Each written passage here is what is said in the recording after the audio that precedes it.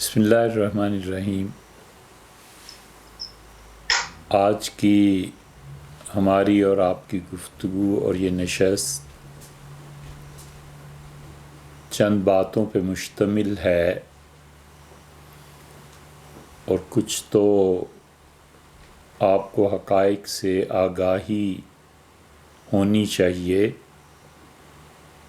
تاکہ آپ ذہنی طور پہ اس سطح سے اوپر اٹھیں جس سطح پہ آج آپ ہیں۔ آپ کو معلوم ہونا چاہیے کہ جو چیزیں بظاہر دکھائی دیتی ہیں اس کی بیک گراؤنڈ کیا ہے۔ اس بیک گراؤنڈ کو جاننے کے بعد آپ کو افسوس ہو کوئی مسئلہ نہیں، آپ خوش ہوں کوئی مسئلہ نہیں، لیکن خوابوں کی زندگی کو چھوڑ کے حقائق میں رہنا چاہیے تاکہ ہم میں سے اللہ تعالیٰ کسی سے بھی کام لے تو اسے پتہ ہو کہ وہ کس میدان میں جا رہا ہے۔ بسا اوقات ایک چیز چھوڑ دینا اس کا معمولی سی بات ہوتی ہے، لیکن اس کے اثرات نہایت بھیانک اور نہایت مضر واقع ہوتے ہیں۔ ایک آدمی رمضان کا روزہ نہیں رکھتا اور ایک آدمی زکوٰۃ فرض ہونے کے باوجود نہیں دیتا اور حج فرض ہونے کے باوجود نہیں کرتا، تو یہ بات اتنی بڑی نہیں ہے کہ وہ ایک کبیرہ گناہ کا مرتکب ہو رہا ہے۔ اس سے بڑی بات یہ ہے کہ وہ جانتا ہے اس کے مالک نے اس کے لیے یہ چیز ضروری قرار دی ہے، اور وہ اس ضروری چیز کو پورا نہ کر کے اپنے مالک سے بے وفائی کا جو ثبوت فراہم کر رہا ہے، تو یہ بے وفائی صرف اللہ کے ساتھ نہیں ہے، یہ اس کی بری عادت ہے کہ ایک چیز ضروری ہونے کے باوجود وہ اس کی اہمیت کا احساس نہیں کرتا۔ تو جو شخص اللہ کا وفادار نہیں ہے اور جو شخص اللہ کے ساتھ محبت اور تعلق نہیں رکھتا اور جان بوجھ کے اللہ کی نافرمانی کرتا ہے، اس سے یہ توقع رکھنا کہ وہ اپنے ملک کے ساتھ وفادار ہوگا، وہ اپنی خود ذات کے ساتھ وفادار ہوگا، یہ بہت نازک بات ہم کہہ رہے ہیں، یہ نہیں ہوا کرتا۔ وہ جو گناہ کرتا ہے، جو خیانت کرتا ہے، جو اپنے فرائض میں کوتاہی برتتا ہے، تو خود اپنے ساتھ بھی تو مخلص نہیں ہے۔ جو بچہ پڑھنے میں غفلت سے کام لیتا ہے، وہ کس کو دھوکہ دے رہا ہے سوائے اس کے کہ وہ اپنی ذات کے ساتھ بے وفائی کر رہا ہے۔ تو غالباً ایک مرتبہ کسی نے سوال پوچھا تھا اور ہم نے اس کے جواب میں عرض کیا تھا کہ دنیا میں انتہائی بلند ترین کاموں میں سے ایک کام وفا کرنا ہے۔ آدمی کو اس پہ غور کرنا چاہیے کہ میں لائل کس کا ہوں اور وفا کا حق کتنا ادا کر رہا ہوں۔ تو جو خدا کے ساتھ مخلص نہیں ہے، اس کے متعلق یہ سوچنا کہ ملک اور قوم حتیٰ کہ اپنی ذات کے ساتھ مخلص ہوگا، یہ نہیں ہوتا، اس کو وہ بری عادت پڑ جاتی۔ اسی لیے حضرت عبداللہ ابن مسعود رضی اللہ عنہ کی روایت میں آتا ہے کہ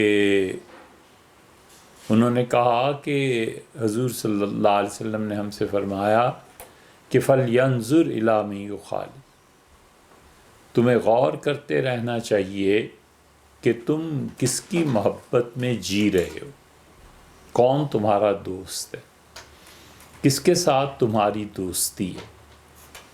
تو بہت سے حقائق زندگی میں سامنے آنے چاہیے اور ہمیں پتہ ہونا چاہیے کہ اصل منبع اور مرکز کیا ہے۔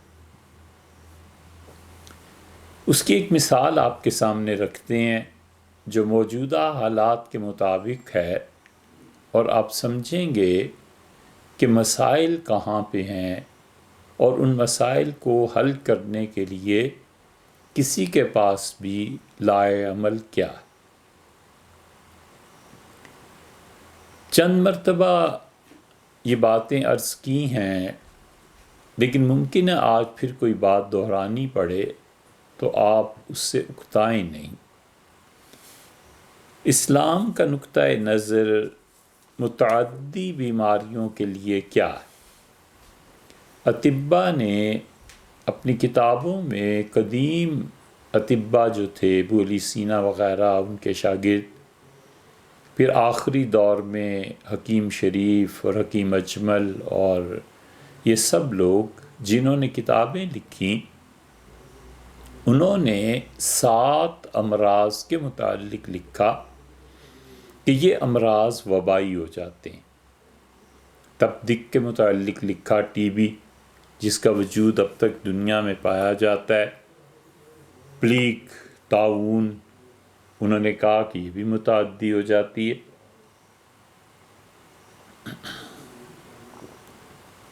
خسرہ، بخار کی بعض قسمیں، ہیضہ، اور ایسی انہوں نے بیماریاں گنوائیں، انفلوئنزا۔ تو انہوں نے کہا کہ ان بیماریوں میں جو چیزیں ہیں ان میں انتہائی ضروری چیز اپنے آپ کو اس ماحول سے الگ کر لینا ہے، علیحدہ کر لینا۔ یہ بیماریاں اب سے نہیں ہیں، یہ ظاہر ہے کہ اللہ ہی جانتا ہے کہ کب سے اس دنیا میں آئی۔ ان بیماریوں کا ایک وجود تھا، ان بیماریوں کی ایک شکل تھی، اور اللہ کے ان بندوں کو جن کو بصیرت حاصل ہے وہ اب تک ان شکلوں کو دیکھ لیتے ہیں کہ کیا چیز آ رہی ہے، کیا چیز ہو رہی ہے۔ یہ جتنے بھی انسانی جذبات ہیں، سخاوت، بہادری، زہد، تقوی، کفر، ظلم وغیرہ وغیرہ، حسد، ان سب چیزوں کی اپنی اپنی شکلیں۔ اور صوفیہ جب عالم مثال کی بات کرتے ہیں تو وہ ان شکلوں کو بھی بیان کرتے ہیں کہ اس نے کیا چیز دیکھی، اور انہی شکلوں کے مطابق پھر عالم مثال میں انہیں جانور بھی نظر آتے ہیں۔ اور اس کی سب سے بڑی بات یہ ہے کہ حضرت رسالت مآب صلی اللہ علیہ وسلم نے فرمایا کہ 2 بیماریاں میرے پاس آئی تھیں، طاعون اور بخار۔ تو بخار کو تو میں نے مدینہ منورہ روک لیا، اور فرمایا طاعون کو میں نے شام بھیج دیا کہ تم ادھر چلے جاؤ۔ تو یہ بیماریاں متعدی ہوتی ہیں، اور ایک پوری رائے یہ ہے کہ ایسے نہیں ہوتا۔ اصل مسئلہ یہاں سے سمجھنا چاہیے کہ جاہلیت کے دور میں عرب اس بات کے قائل تھے کہ بیماری ایک وجود رکھتی ہے، اور وہ بیماری خود بخود اڑ کر کسی کو جا کر لگتی ہے۔ یہ ہے عدوہ، متعدی بیماری، اس میں خود قوت اور جان ہوتی ہے۔ وہ بیماری اس شخص کو لگ گئی، اس سے اڑ کر وہ دوسرے کے پاس پہنچے گی اور اسے بھی نقصان پہنچائے گی۔ کیا یہ درست ہے؟ اور اسلام نے آ کر اس میں جو ترمیم کی، حضور اقدس صلی اللہ علیہ وسلم نے اس شرکیہ عقیدے کو ختم کیا، اور اپنے اللہ عدوہ، بار بار فرمایا لا عدوى، کوئی بیماری اٹھ کے دوسرے کو نہیں لگ جاتی، کوئی بیماری دوسرے کی طرف سفر نہیں کرتی۔ ایک آدمی نے جب یہ سنا، جس کے اپنے اونٹ تھے اور صحراؤں میں انہیں لے کے چلتا تھا، وہ کھڑا ہوا اور اسے آ کے عرض کیا کہ اللہ کے رسول کیا فرماتے ہیں آپ اس کے متعلق؟ میرا تجربہ یہ کہتا ہے کہ ہمارے سارے اونٹ ٹھیک ہوتے ہیں اور وہ اس طرح اچھل کود رہے ہوتے ہیں جس سے ہرن کے بچے، صحراؤں میں ان پہ مستی طاری ہوتی ہے۔ پھر ایک اونٹ ایسا آ جاتا ہے جس میں خارش ہوتی ہے اور پھر سب خارش والے ہو جاتے ہیں۔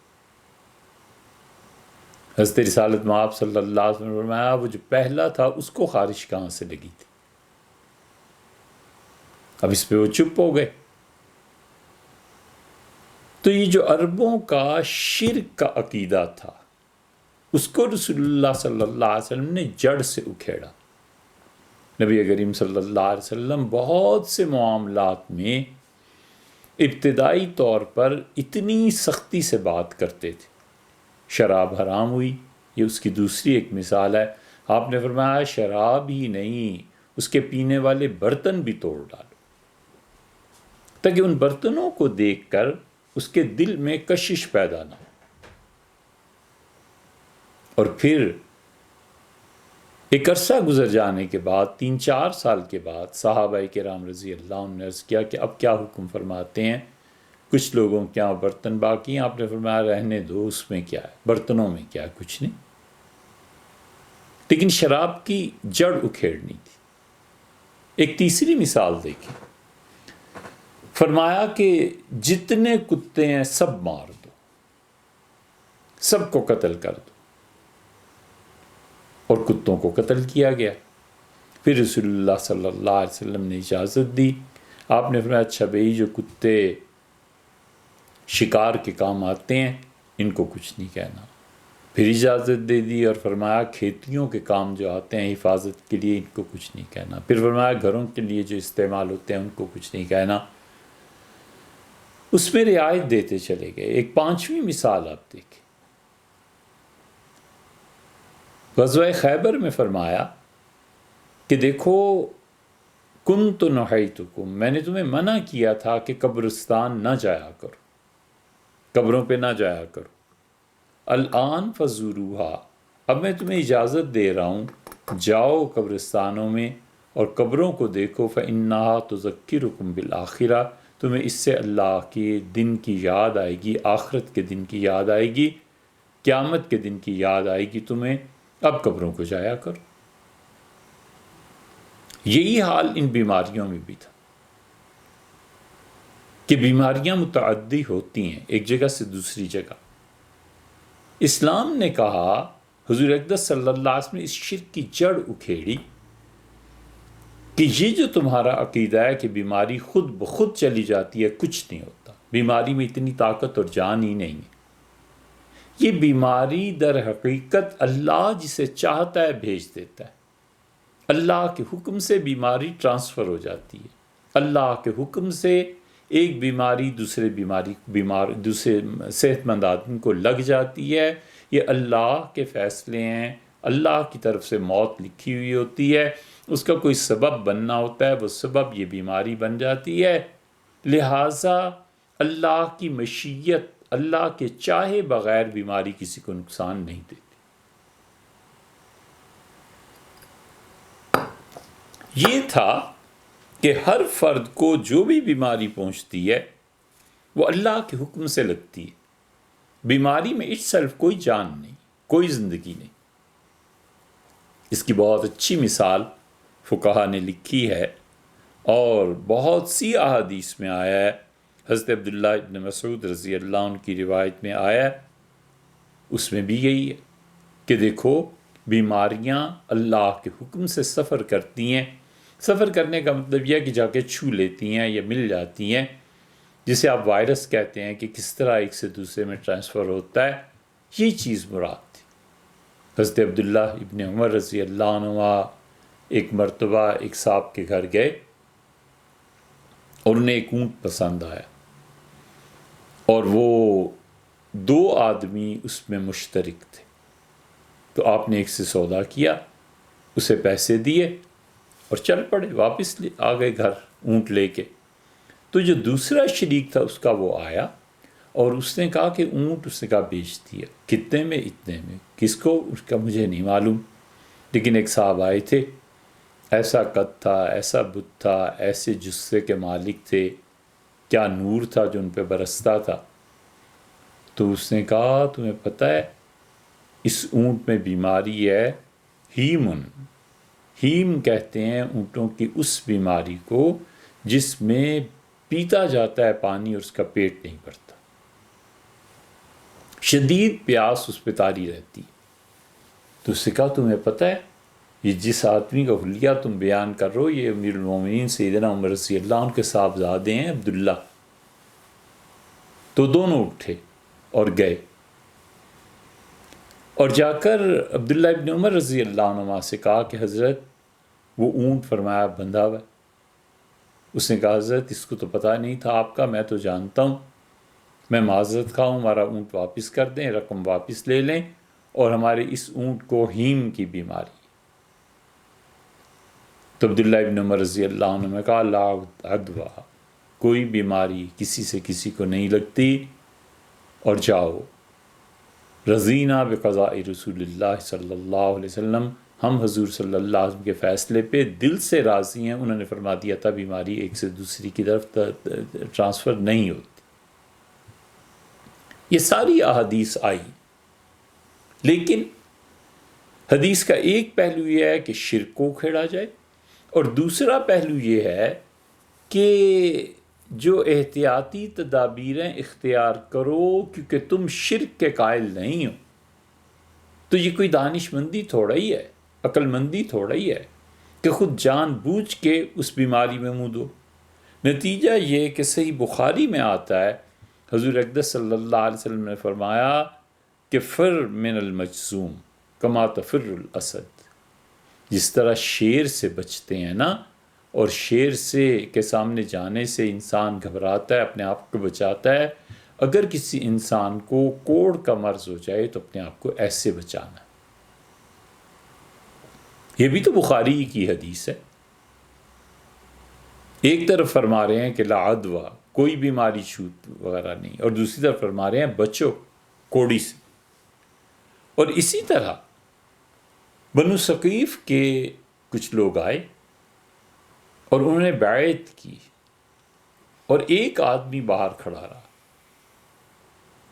تو ارشاد فرمایا کہ وہ کیوں نہیں؟ تو معلوم ہوا کہ اس سے کوڑ ہے۔ تو حضور اقدس صلی اللہ علیہ وسلم فرمایا ان کے پاس جائیے اور انہیں کہیے کہ فرجع، واپس چلے جائیے ثقیف اپنے قبیلے میں، شہر میں، طائف میں، قد بایعنا کا، ہم نے آپ کو بیعت کر دیا۔ اب حضور اقدس صلی اللہ علیہ وسلم نے انہیں کیوں نہیں بیعت فرمایا؟ یہ احتیاط ہے کہ یہ جراثیم پھیل جائیں، لگ جائیں، زندگی اور موت کا مسئلہ بن جائے۔ حالانکہ نبی کریم صلی اللہ علیہ وسلم جانتے تھے کہ اللہ اپنے کسی بھی ایسے نبی کو جس سے اس نے دعوت کا کام لینا ہو، کبھی بھی ایسی بیماری میں مبتلا نہیں کرتا جس سے پبلک کے درمیان اور اس نبی علیہ الصلوۃ والسلام کے درمیان فرق ہو جائے۔ اگر نبی کسی ایسی بیماری میں مبتلا ہو جائے تو پبلک کو اس سے دور رہنا پڑے گا، ایک طرح کی کراہت ہو جائے گی۔ تو نبوت کا جو کاز ہے اس پہ جا کر یہ زد پڑتی ہے۔ یہ تو بہت بڑی بات ہے کہ نبی کسی چیز میں مبتلا ہو جائے۔ انبیاء علیہ الصلوۃ والسلام کی گھر والیاں، ان کی بیویاں کفر میں آ سکتی ہیں، بدکاری میں نہیں، اس لیے کہ کفر سے نفرت کا عمومی طور پہ معاشروں میں اسلام سے محبت، کفر سے نفرت، یہ تصور کم ہے۔ لیکن اگر انہیں پتہ چل جائے کہ نبی کی بیوی ہونے کے باوجود والعیاذ باللہ اس کا کردار درست نہیں ہے، تو یہ اتنا بڑا الزام ہے کہ لوگوں کو روک دے گا، اور وہ ہدایت جو نبی علیہ الصلوۃ والسلام نے دینی ہے وہ اپنے مقام پر ٹھہر جائے گی۔ خدا نبوت اور اس کے پیغام کی اتنی حفاظت کرتا ہے کہ انبیاء علیہ الصلوۃ والسلام کی بیویاں کافرہ ہو سکتی ہیں، بدکارہ نہیں ہو سکتی۔ اسی لیے اللہ تعالیٰ نے حضرت لوط اور حضرت نوح علیہ الصلوۃ والسلام کی بیویوں کا ذکر کیا ہے، فَكَانَتَا تَحْتَ عَبْدَيْنِ مِنْ عِبَادِنَا، وہ ہمارے اللہ نے کہا میرے دو اچھے بندوں کے گھروں میں تھی، فَخَانَتَا، ان دونوں نے خیانت کی، شرک کیا۔ اور پھر اللہ نے کہا کہ ہم مثال دیں تمہیں فرعون کی بیوی کی، اور وہ بہت نیک عورت تھی، وقالت، اس نے اللہ سے دعا مانگی اور اس نے کہا کہ رب ابنی عندک بیتن فی الجنہ، اللہ مجھے جنت میں ایک گھر دے دے۔ فرعون کی بیوی نے یہ مانگا، اللہ نے اس کا ذکر کیا ہے، مریم کا ذکر اللہ نے کیا ہے علیہ الصلوۃ والسلام۔ تو نبی کو کبھی کوئی ایسی بھی، اس کے باوجود حضور صلی اللہ علیہ وسلم نے اس کوڑ والے کے متعلق فرمایا کہ ہم نے تمہیں بیعت کر لیا تو اپنے گھر لوٹ جاؤ۔ اصفان کا ہے یہ ساری روایات، اگر آپ نے دیکھنی ہو تو فتح الباری میں حافظ ابن حجر رحمۃ اللہ علیہ نے اس پہ بحث کی ہے۔ حافظ ابن حجر رحمۃ اللہ علیہ کے علاوہ بہت اچھی مباحث اس کی مل جائیں گی۔ ہمارے شیخ حضرت زکریا صاحب رحمۃ اللہ علیہ نے اس کی جو شرح لکھی ہے اوجز المسالک، کمال کی بحث حضرت نے لکھی ہے اور بڑے بڑے لوگوں کے حوالے دیے ہیں، اور ٹھیک وہی نقطۂ نظر ہے جو شاہ ولی اللہ محدث دہلوی رحمۃ اللہ علیہ کا ہے، جو ہم آپ سے عرض کر رہے ہیں، یہی چیز ہے۔ اس حدیث کی سند میں اگرچہ ضعف ہمیں معلوم ہے، لیکن رسول اللہ صلی اللہ علیہ وسلم اصفان کے علاقے سے گزرے اور ایک کوڑ کا مرض کا آدمی، کوڑھی، وہ وہاں اپنے بیٹھا ہوا دیکھا، تو رسول اللہ صلی اللہ علیہ وسلم نے تیزی سے چلنا شروع کیا، اور آپ نے فرمایا تمہیں معلوم ہے کہ اگر مرض متعدی ہوتا ہے تو یہ مرض ہے کوڑ۔ حضور اقدس صلی اللہ علیہ وسلم نے جملہ فرمایا کہ اگر مرض متعدی ہوتا ہے، اس سے بظاہر شبہ پیدا ہوتا ہے کہ مرض متعدی ہوتا ہے کہ نہیں ہوتا ہے، لیکن عملاً تیزی سے چلے۔ اس پہ محدثین نے، بعض نے اس پہ سند پہ اعتراض کیا ہے، لیکن ایسے بھی نہیں ہے، کتابوں میں یہ آیا ہے کہ حضور اقدس صلی اللہ علیہ وسلم نے اصفان کی وادی میں تیز چلنا شروع کر دیا۔ یہ اس بیماری کا آنا نبی علیہ الصلوۃ والسلام کے لیے ممکن ہی نہیں تھا۔ وہ جانتے تھے کہ اللہ تعالیٰ نے ان کی حفاظت فرمانی ہے، وہ جانتے تھے کہ اللہ تعالیٰ نے جس نبوت اور دعوت کا کام ان کے ذمے لگایا ہے، کوئی ایسی بیماری کا سوال ہی پیدا نہیں ہوتا کہ عام پبلک کے اور ان کے درمیان وہ کوئی آڑ بن جائے۔ اس کے باوجود حضور اقدس صلی اللہ علیہ وسلم کا عمل مبارک یہی تھا۔ ایک عورت کو کوڑ ہو گیا، وہ بیت اللہ کا طواف کر رہی تھی۔ یہ موطا امام مالک میں آتا ہے، اور موطا میں آتا ہے کہ امیر المومنین سیدنا عمر رضی اللہ عنہ نے دیکھا کہ لوگ اس سے بچ کے گزر رہے ہیں، اور کوڑ کی وجہ سے تعفن اور فضا اس میں بو ہے، تو سیدنا عمر رضی اللہ عنہ تشریف لے گئے اور اس سے کہا کہ آپ گھر میں رہا کریں، حرم میں نہ آئیں، اور میں آپ کو پورا یقین دلاتا ہوں کہ آپ گھر بیٹھ کے جب بھی طواف کا ارادہ کریں گی، اللہ آپ کو پورا ثواب دے گا۔ وہ خاتون گھر چلی گئی۔ جس دن شہادت کی اطلاع پہنچی ہے مدینہ مکہ مکرمہ، تو کسی نے اس خاتون سے جا کے کہا کہ وہ جس نے تمہیں منع کیا تھا نا بیت اللہ میں آنے سے، اس کی شہادت ہو گئی ہے اور وہ شہید کر دیے گئے ہیں، تو چلو بیت اللہ چلتے ہیں طواف کے لیے۔ تو انہوں نے کہا وہ ایسی ہستی نہیں تھی، بھئی میری تو ہمت نہیں پڑتی کہ ان کی شہادت کے بعد بھی ان کے حکم کی نافرمانی کر سکوں۔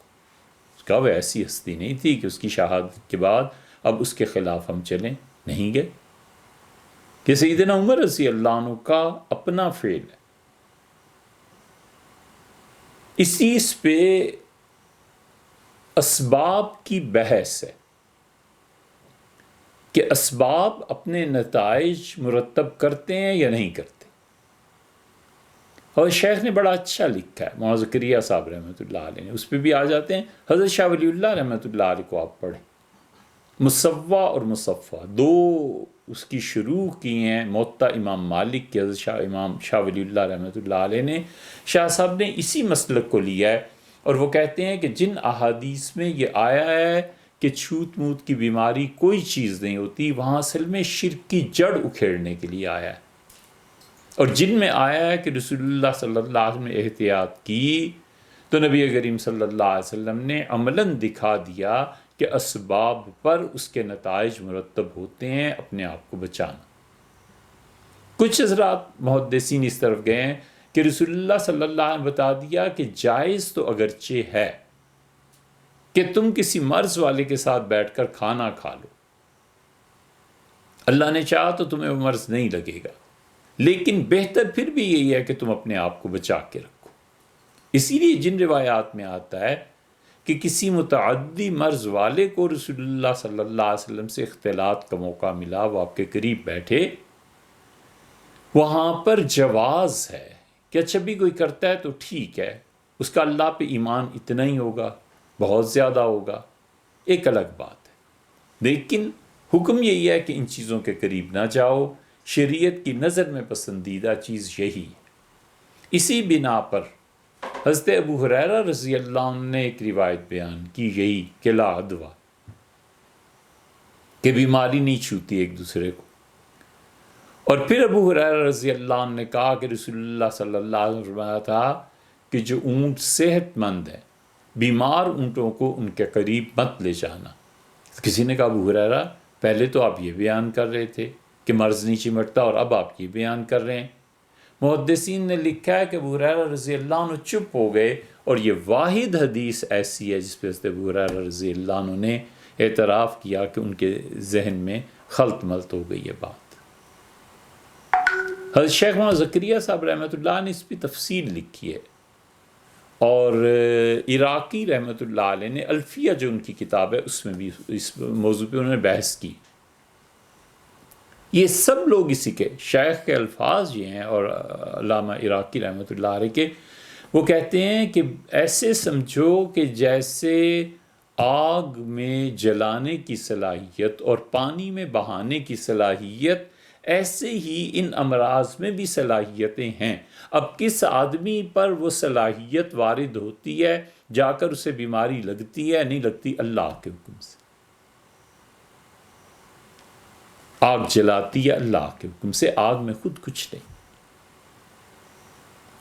مثنوی میں مولانا روم نے اس پہ بڑی اچھی بات کہی. پانی بہتا ہے اور پانی رکتا بھی ہے اللہ کے حکم سے. مولانا نے مثنوی میں فرمایا کہ آب و خاک و باد و آتش بندہ اند، پانی، ہوا، مٹی، آگ، یہ چاروں عناصر اللہ کی مخلوق ہیں. بامنو تو مردہ، ہمارے تمہارے لیے یہ مردہ ہیں، بظاہر کچھ چیز نہیں ہے. باحق زندہ اند، لیکن اللہ کے لیے زندہ ہے. یہ اللہ کے لشکر ہے. اللہ تعالیٰ چاہے تو آگ جلائے اور نہ چاہے تو نہ جلائے.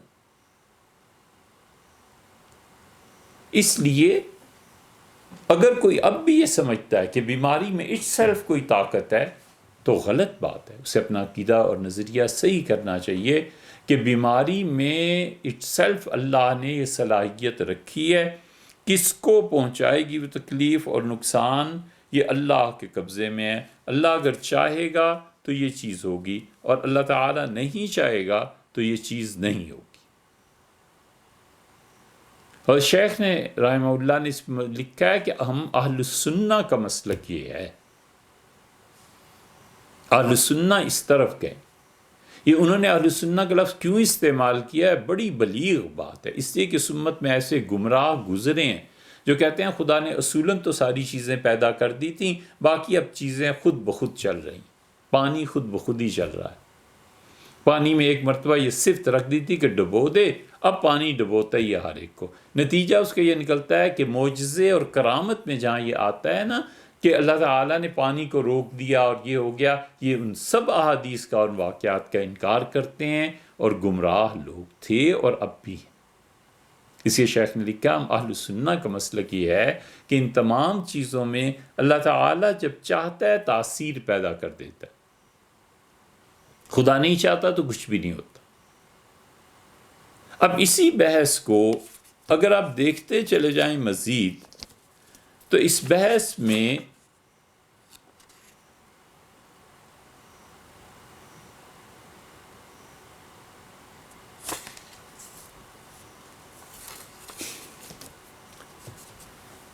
امت میں ہر دور میں اس پہ بحث ہوئی ہے، اور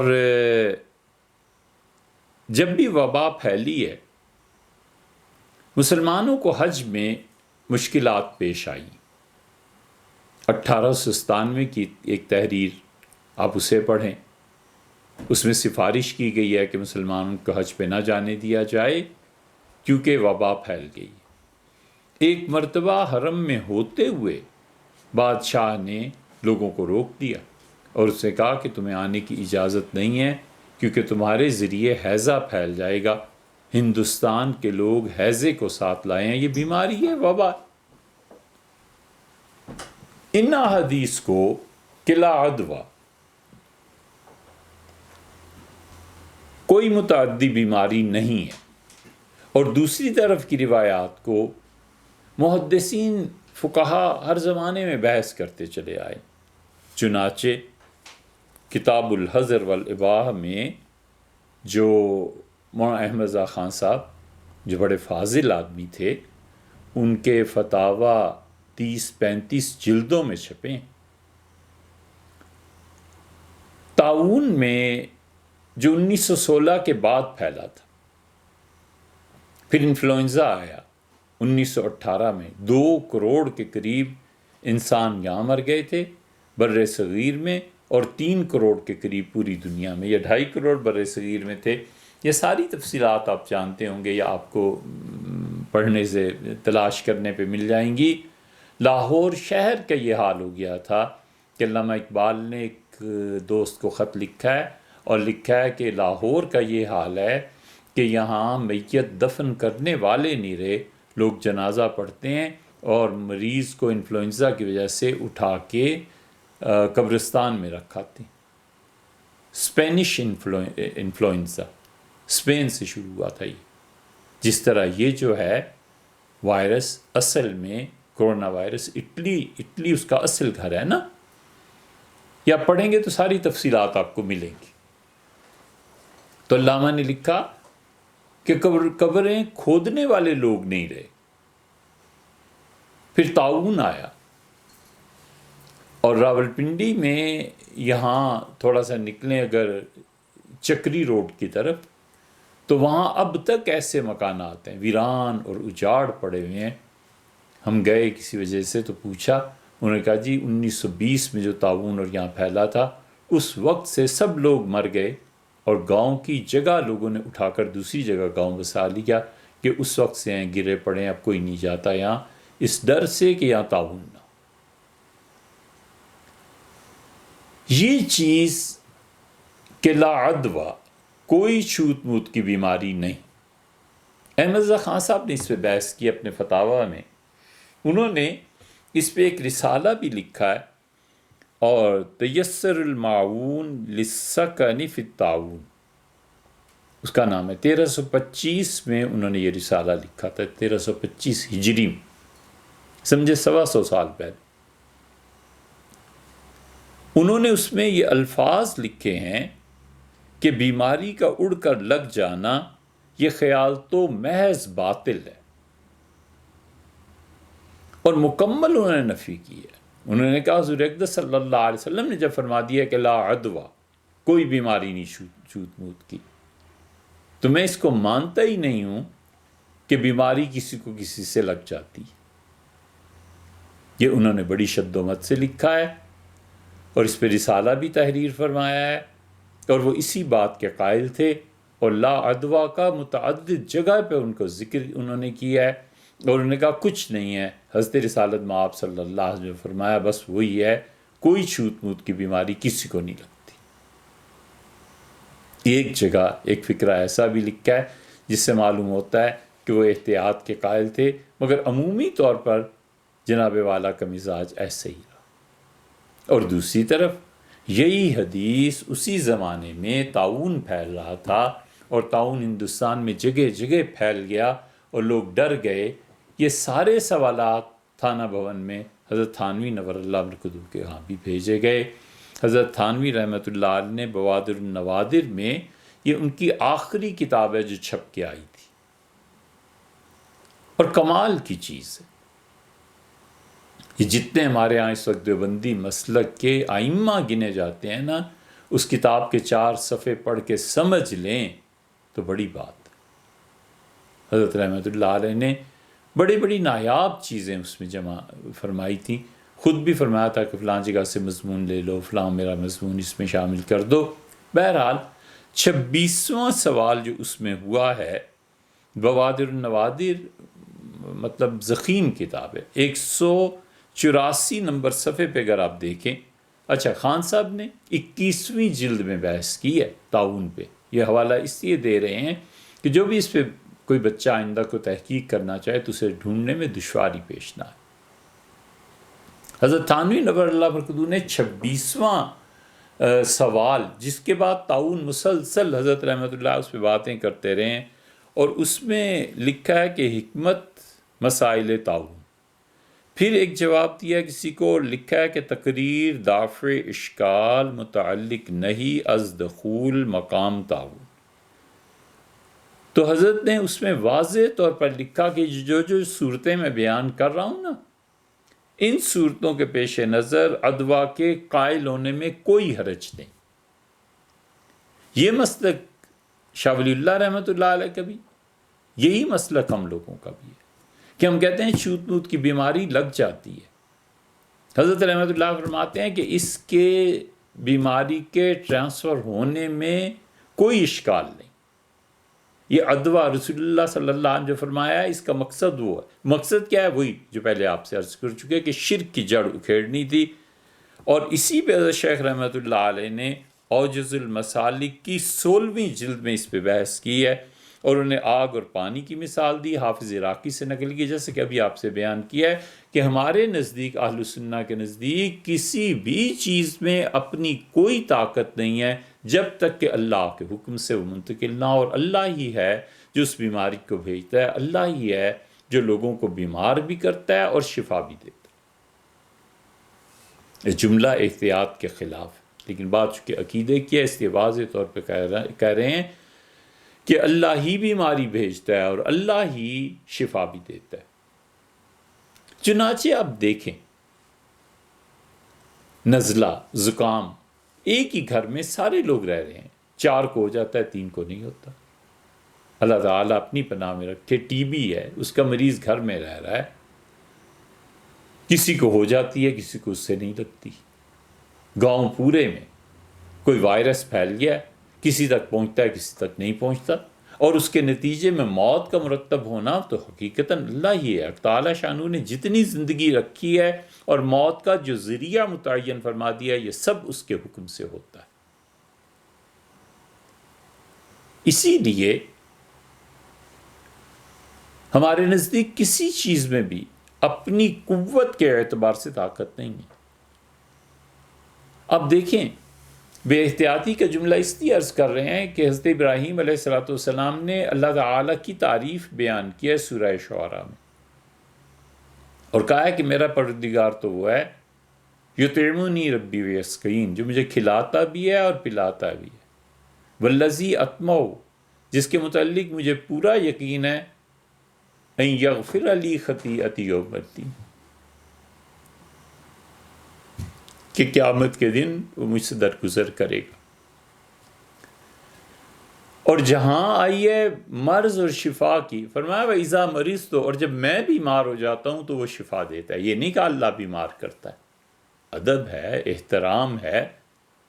حقائق ہیں، زندگی گزارنے کی کوئی سنجیدگی اور طریقہ ہے، یہ تھوڑا ہی ہے کہ ہر حقیقت کو ایسے کھلے لفظوں میں بولا جائے۔ لیکن چونکہ عقیدے کی بات آ گئی تھی، اس لیے ہم نے کہا یہ جملہ اگرچہ خلاف احتیاط ہے لیکن امر واقعہ یہی ہے۔ اس بنا پر دیوبند کا مکتبہ فکر اس بات کی طرف گیا کہ عدوہ ہے،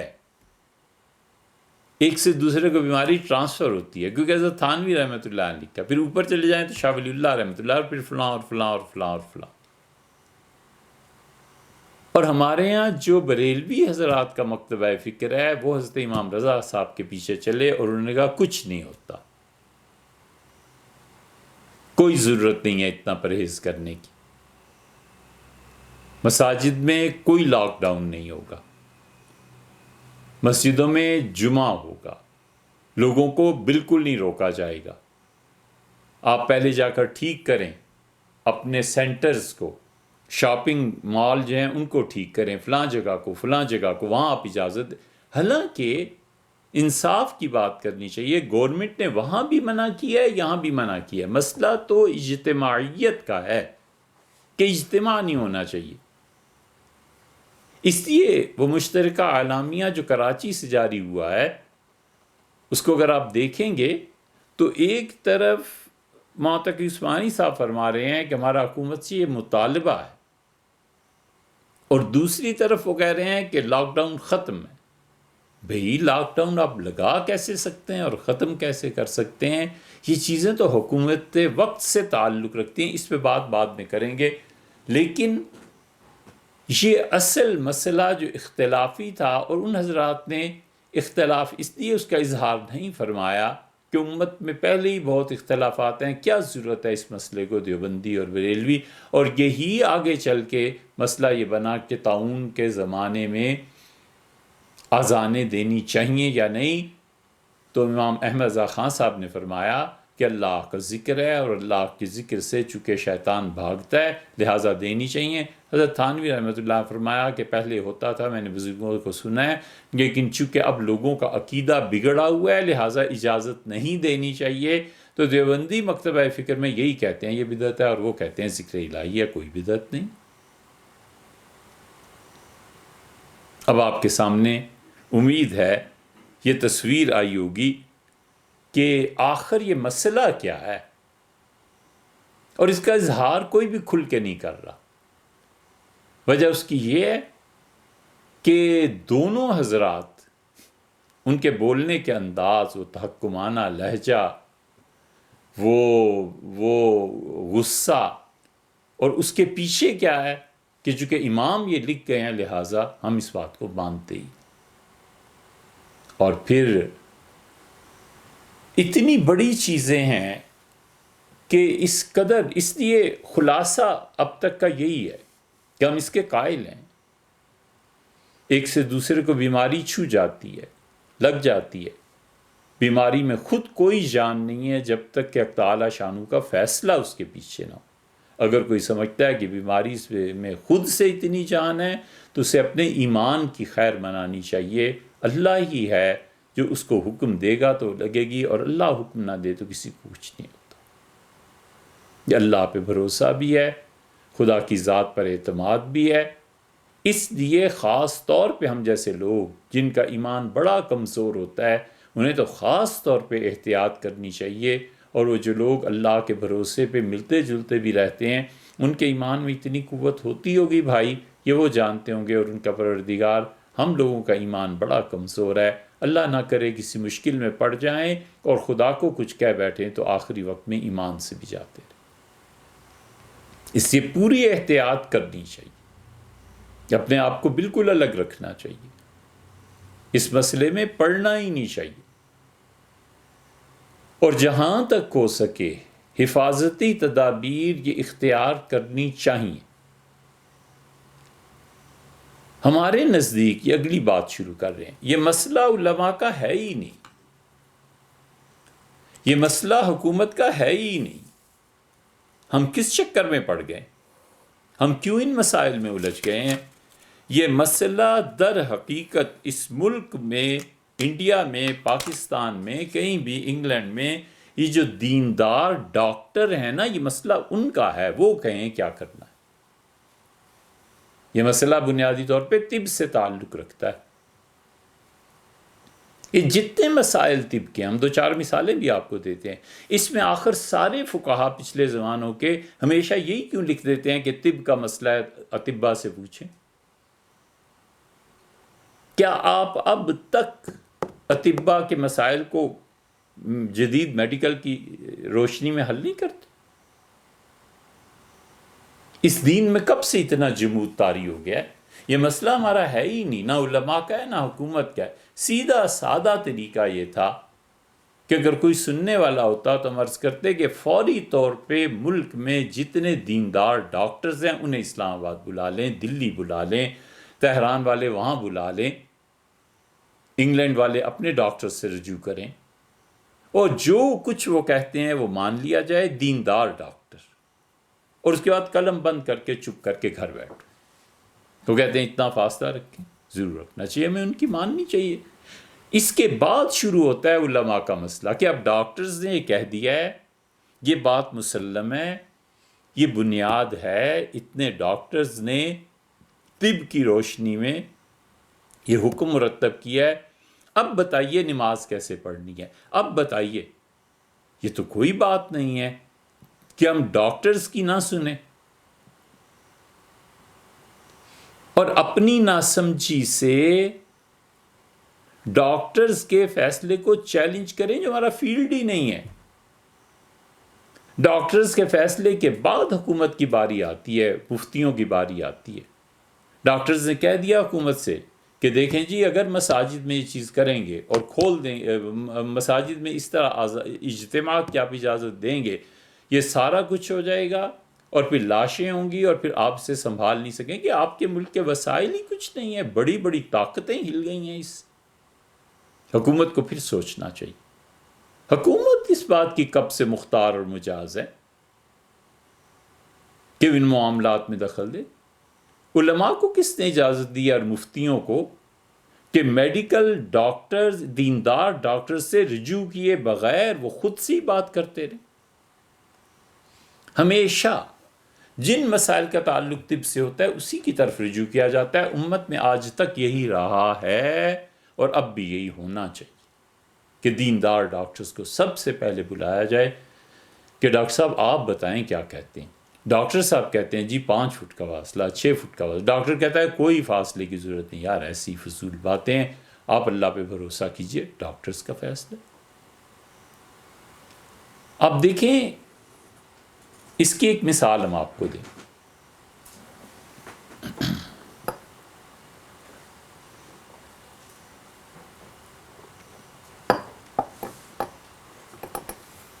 آنکھ سے بہنے والا پانی کیا وضو کو توڑ دیتا ہے؟ پوچھیں مفتیوں سے۔ فقہا لکھتے ہیں کہ اگر ڈاکٹر یہ کہہ دے کہ زخم ہے کوئی آنکھ میں اور اس سے پانی بہتا ہے تو وضو ٹوٹ جائے گا، کیونکہ ایک نجس اور ناپاک چیز ہے جسم سے باہر آ رہی، اور اگر ایسے نہیں ہے تو وضو نہیں ٹوٹے گا۔ اس کے پیچھے کتاب، سنت، فقہ، اجتہاد کیا ہے؟ کچھ بھی نہیں، ڈاکٹرز کی ہے رائے۔ اس زمانے کے حکیموں نے یہ دوسری مثال آپ کو دے رہے ہیں، یہ کہا کہ کان میں اگر آپ کوئی چیز ڈالتے ہیں تو وہ حلق میں اور پھر معدے میں چلی جاتی ہے تو اس سے روزہ ختم ہو جائے گا۔ دارالعلوم کراچی والوں سے پوچھیں، کبھی بھی اس پہ فتویٰ نہیں دیتے، کیونکہ ڈاکٹرز نے انہیں کہا کہ حضرت کان کے بعد اتنی مضبوط دیوار ہے کہ کوئی وہ چیز حلق میں جانے ہی نہیں دیتی۔ اب کیا ہوگا؟ دارالعلوم والے کبھی بھی فتویٰ نہیں دیتے، کیونکہ ہم وہاں کے مفتی حضرات جانتے ہیں کہ میڈیکلی ایک بات ہے، اور وہ کہتے ہیں کہ اس کے پیچھے کتاب و سنت نہیں ہے، اس کے پیچھے اس زمانے کے حکیم تھے جنہوں نے کہا تھا اب میڈیکل نے ترقی کر لی تو ہمیں ان کی بات سننی ہے، اس پرانی حکمت کی بات کو چھوڑ دینا ہے۔ وہ اپنے زمانے میں اللہ کے اچھے بندے تھے، خدا سے ڈرنے والے تھے، وہ اطباء اللہ کے چنے ہوئے بندوں میں سے تھے، لوگوں کا علاج کرتے تھے، خدا ان پر رحمت کرے اور خدا ان کے ساتھ مہربانی کا معاملہ فرمائے، لیکن ان کے زمانے میں طب تھا ہی اتنا۔ اس کی تیسری مثال بھی دیں، ایک خاتون امید سے ہو جاتی ہیں اور نکاح نہیں ہوا، فقہا نے اس کی مختلف مسائل لکھے ہیں، اور ان میں سے ایک مسئلہ یہ لکھا ہے کہ اس کا نکاح کسی اور آدمی سے ہو گیا، تو وہ کہتے ہیں کہ اگر بچے کا وجود قرار پا چکا ہے اور 4 ماہ سے زیادہ ہو گئے ہیں، تو یہ جو دوسرا نکاح ہے اس کے شوہر کو منع کیا جائے گا کہ نکاح تو ہو جائے گا لیکن اس لڑکی کے قریب نہیں جانا۔ کیوں؟ وجہ وہ کہتے ہیں اس لیے کہ اطباء نے یہ کہا ہے کہ بچے کی تخلیق کا مرحلہ وہ ایک اور مرد سے ہے، اور اگر اب یہ 4 ماہ کے بعد اس کے قریب جائے گا تو بچے کے ناخن اور بال اور فلاں اب اس کے مادے سے بنیں گے، تو اس کو آٹومیٹیکلی گروتھ ہونے دو جو پہلا، اور تم اس معاملے میں دخل مت دینا۔ آج کی میڈیکل سائنسز کہتی ہیں کہ بچے کی گروتھ اور سپرم اور وہ صاف کہتے ہیں کہ ایک مرتبہ جب شروع ہو گیا تو شوہر ہو اس کا جائز یا ناجائز پھر کوئی فرق نہیں پڑتا، بچے کا اپنا ایک پروسیس ہے۔ اب آپ بتائیں کوئی فتویٰ دے گا کہ جناب اتنے مہینے سے یہ ہو رہا ہے، اب تمہارا نکاح ہو رہا ہے تو بیوی کے قریب نہ جانا؟ جس مفتی نے تھوڑا سا بھی ڈاکٹر سے رجوع کیا ہے اور وہ جانتا ہے کہ کیا پروسیجر ہے اور کیا پروسیس ہوتا ہے، وہ کہے گا بھئی اس زمانے میں طب اتنا ہی تھا، اس حد تک پہنچا تھا۔ یہ تینوں مثالیں ہم نے آپ کے سامنے رکھیں کہ مسئلہ اس کے بعد شروع ہوتا ہے، ڈاکٹرز تو پہلے بتائیں نا کہ ہمیں کرنا کیا ہے۔ یہ اب تک بھی اتنا اہتمام نہیں ہوا، ایک آدھ ڈاکٹر سے بات نہیں بنتی، اور خصوصاً وہ ڈاکٹر جو حکومت کے اس طرح سے نوکر ہوتے ہیں کہ حکومت نے کوئی وزارت سفارت کا عہدہ بھی دے رکھا ہے، ان سے سچائی کی امید اس وجہ سے بھی کم ہو جاتی ہے کہ آخر انسان ہے، خوف سے دب جاتے ہیں۔ آزاد اللہ سے ڈرنے والا دیندار ڈاکٹر سب سے پہلے ان کا مسئلہ ہے وہ بتائیں کہ عزت کرنا یہ ہے اور یہ نہیں کرنا۔ گورنمنٹ کی بھی گائیڈنس ہوگی، عوام علماء کی بھی، مفتی حضرات کی بھی، اس کی کوئی پوچھ ہی نہیں، انہیں کسی نے بلایا نہیں۔ یہ کوتاہی ہے یا نہیں؟ اس لیے جب ڈاکٹرز بتا دیں کہ یہ چیز اس احتیاط کے ساتھ ہے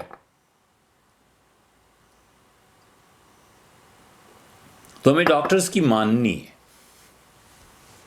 ڈاکٹرز کی بات کو وزن دینا ہے، ہمیں ان کے پیچھے چلنا ہے۔ اگر آپ کہیں کہ کتاب و سنت سے دلیل، تو پھر یا تو وہ رٹ لگائے جائیں۔ اس بے احتیاطی کا یہ حال ہے، یہ ہے 70 سال میں جو قوم تیار ہوئی ہے، یہ جو 70 سال میں نصاب تعلیم جس نے قوم کو تیار کیا ہے نا، یہ ان کی ڈسپلنڈ لائف کا حال ہے کہ جمعوں کے اجتماعات ہو رہے ہیں، لوگ جا رہے ہیں، پولیس سے لڑ رہے ہیں، اور لوگ ایک ہی بات کہتے ہیں کہ اللہ ہمارا حافظ ہے، اللہ محافظت کر رہا ہے، اللہ ہمیں بچائے گا، اور یہ عذاب کافروں کے لیے نازل ہوا ہے، اس لیے مغربی ممالک کے لیے نازل ہوا ہے، ہمیں تو کچھ نہیں ہوتا۔ یہ کتنی جاہلیت کی بات ہے۔ کہتے ہیں دیکھو اٹلی، اسپین میں اور امریکہ میں کیا ہو رہا ہے، اور امریکہ میں اتنے مر گئے اور یہ ہو گیا اور یہ ہو گیا، باقی ہم میں تو اتنا کچھ نہیں۔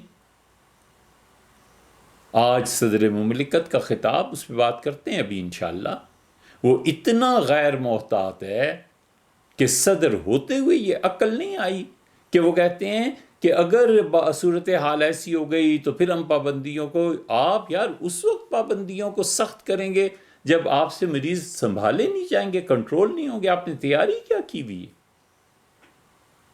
اب پہلے دن سے ہی کیوں نہیں اس پہ سٹیپ لیتے کہ بھئی ایسے نہیں ہوگا؟ یہ آتے ہیں ابھی اس بات. اور جہالت کا یہ حال ہے. یہ 70 سال کا نصاب تعلیم ہے. یہ ہم نے ماشاءاللہ تیار کیا ہے قوم کو. ممبر نے کیا انہیں تلقین کی ہے اور سکول کالج نے کیا پڑھایا ہے، یہ سب اس کا ملا جلا زہر آلود آمیزہ ہے. جو کھائے سو ہلاک ہو، جو کھائے اس بچے کی صلاحیتیں برباد ہوں. عملاً لاک ڈاؤن ملک نہیں ہوا، اور گورنمنٹ کی پالیسی بھی یہی ہے کہ باتیں کرتے جاؤ، باقی نیچے جو بھی ہو رہا ہے. یہاں کا ہر تھانے دار اور ہر سپاہی فرعون وقت ہے. کیا سکھوں کی حکومت آ گئی ہے؟ جب چاہے پولیس روک دے، کوئی لاک ڈاؤن نہیں،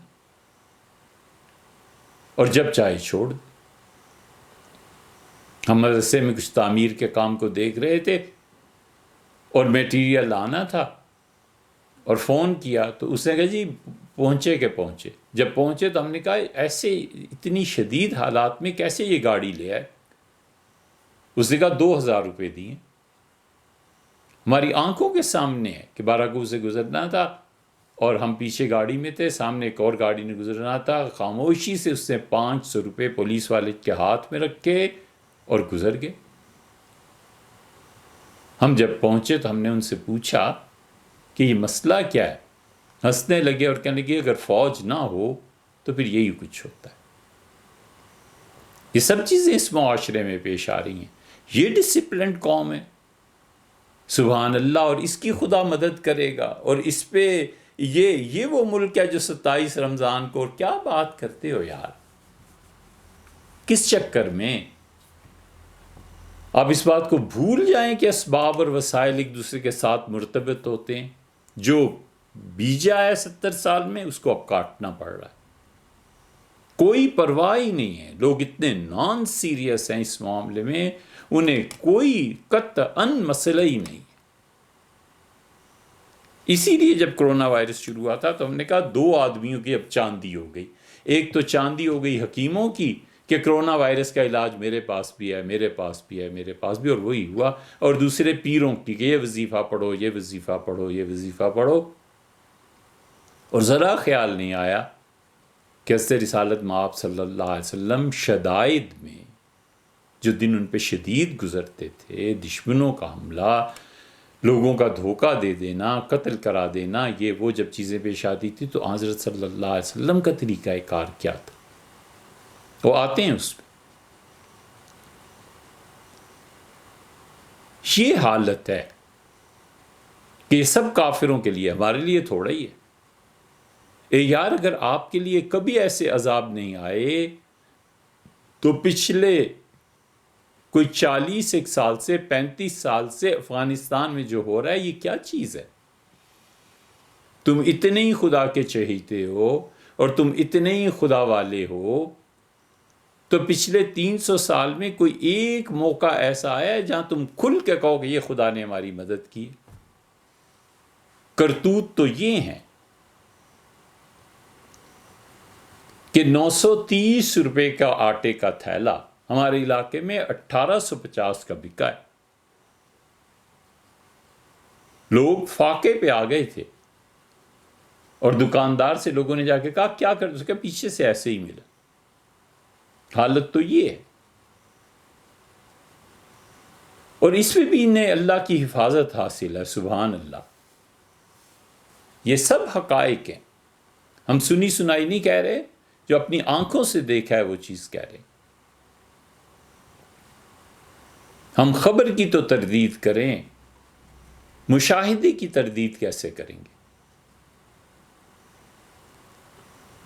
اس لیے اتنے لاپرواہ. اور جمعے کو جا رہے ہیں، لڑ رہے ہیں پولیس سے، وہ ان کو مار رہے ہیں، یہ ان کو مار رہے ہیں، اور کوئی خیال نہیں ہے کہ ڈاکٹرز نے کیا کہا ہے. ہمیں کچھ سوچنا چاہیے، ہمیں اپنے عمل سے اپنے آپ کو منظم ثابت کرنا چاہیے. ایک تو یہ. اب اسی پہ دوسری چیز دیکھ لیں.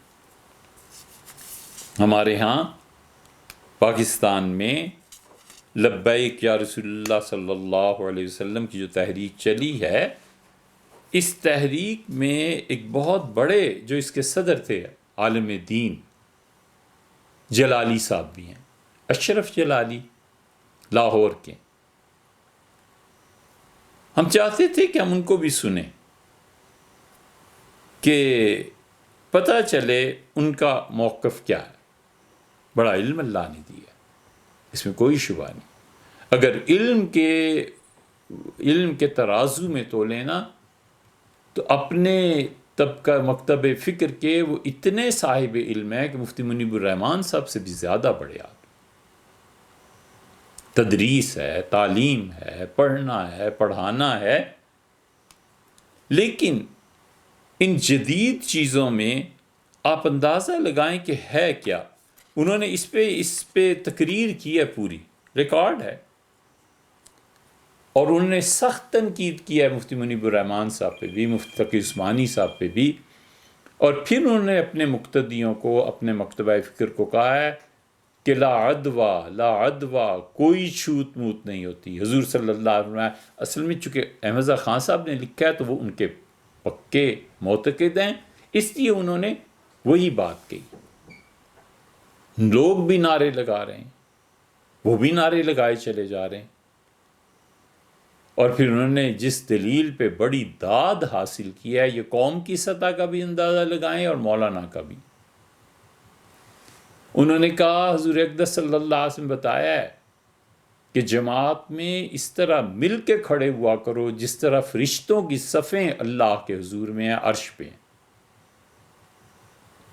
نبی کریم صلی اللہ علیہ وسلم فرمایا ایک جگہ کہ کیا تم 5 وقتہ نماز میں جمعے میں ایسی نہیں بناتے صفیں جیسے کہ فرشتوں کی صفیں؟ تو عرض کیا گیا فرشتوں کی صفیں، آپ نے پھر بتایا کہ اس طرح وہ مل کے کھڑے ہوتے ہیں، کندھے سے کندھا ملا کر کھڑے ہوتے ہیں. اور رسول اللہ صلی اللہ علیہ وسلم نے فرمایا ہے، یہ صحیح حدیث میں آیا کہ جب اس طرح صفیں ملی ہوئی ہوں گی تو شیطان ان میں داخل نہیں ہو سکتا. آپ سوچ سکتے ہیں اس سے انہوں نے کیا نتیجہ نکالا ہے. انہوں نے کہا اس طرح صفیں ملاؤ جمعے میں، نماز میں، اپنی اپنی مسجدوں میں کھڑے ہو کے. ارے شیطان داخل نہیں ہو سکتا تو کرونا وائرس کہاں سے داخل ہو جائے گا؟ یہ ذہنی سطح ہے.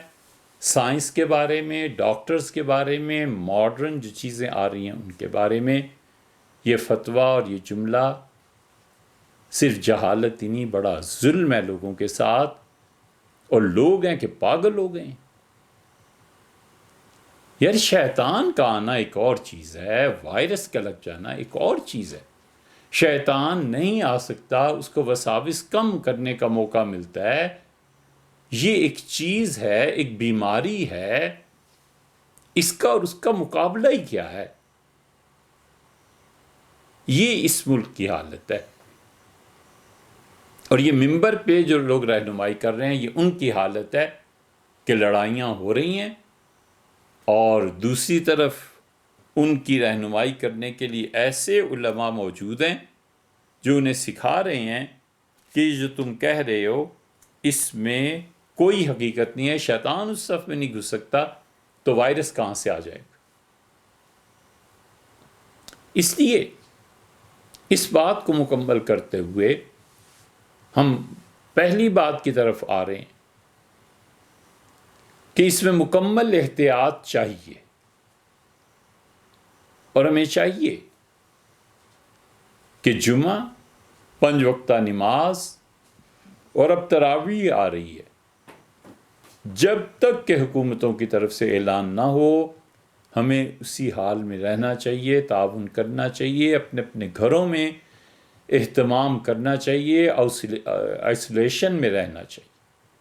خدا نہ خواستہ کسی کو یہ بیماری ہو گئی، اللہ نہ کرے، اور ہمارے ایسے غریب ممالک میں اگر اس مملکت میں کبھی یہ چیز ہو گئی تو لاشیں گریں گی، لوگ مر جائیں گے اور علاج کرنے والا کوئی نہیں ہوگا. اور کوئی جانتے نہیں لوگ کہ اس کا کتنا بھیانک انجام ہے کہ اٹھا کر لے جائیں گے اور واپسی پہ تابوت میں یا پھر ایک بیگ میں، لفافے میں پولیتھین کے وہ لے آئیں گے اور چند آدمی جنازہ پڑھیں گے اور وہ پتہ نہیں پھر جلا دیں گے کہ قبر میں ڈالیں گے.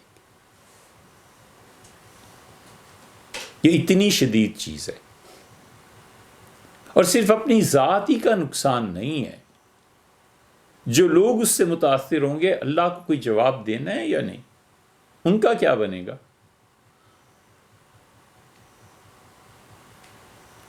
اور اس کے بعد وَلِيَعْوَذُ بِاللَّهِ ہم اس تفصیل میں بالکل نہیں جائیں گے، ایک فکرے سے آپ سمجھ جائیں گے۔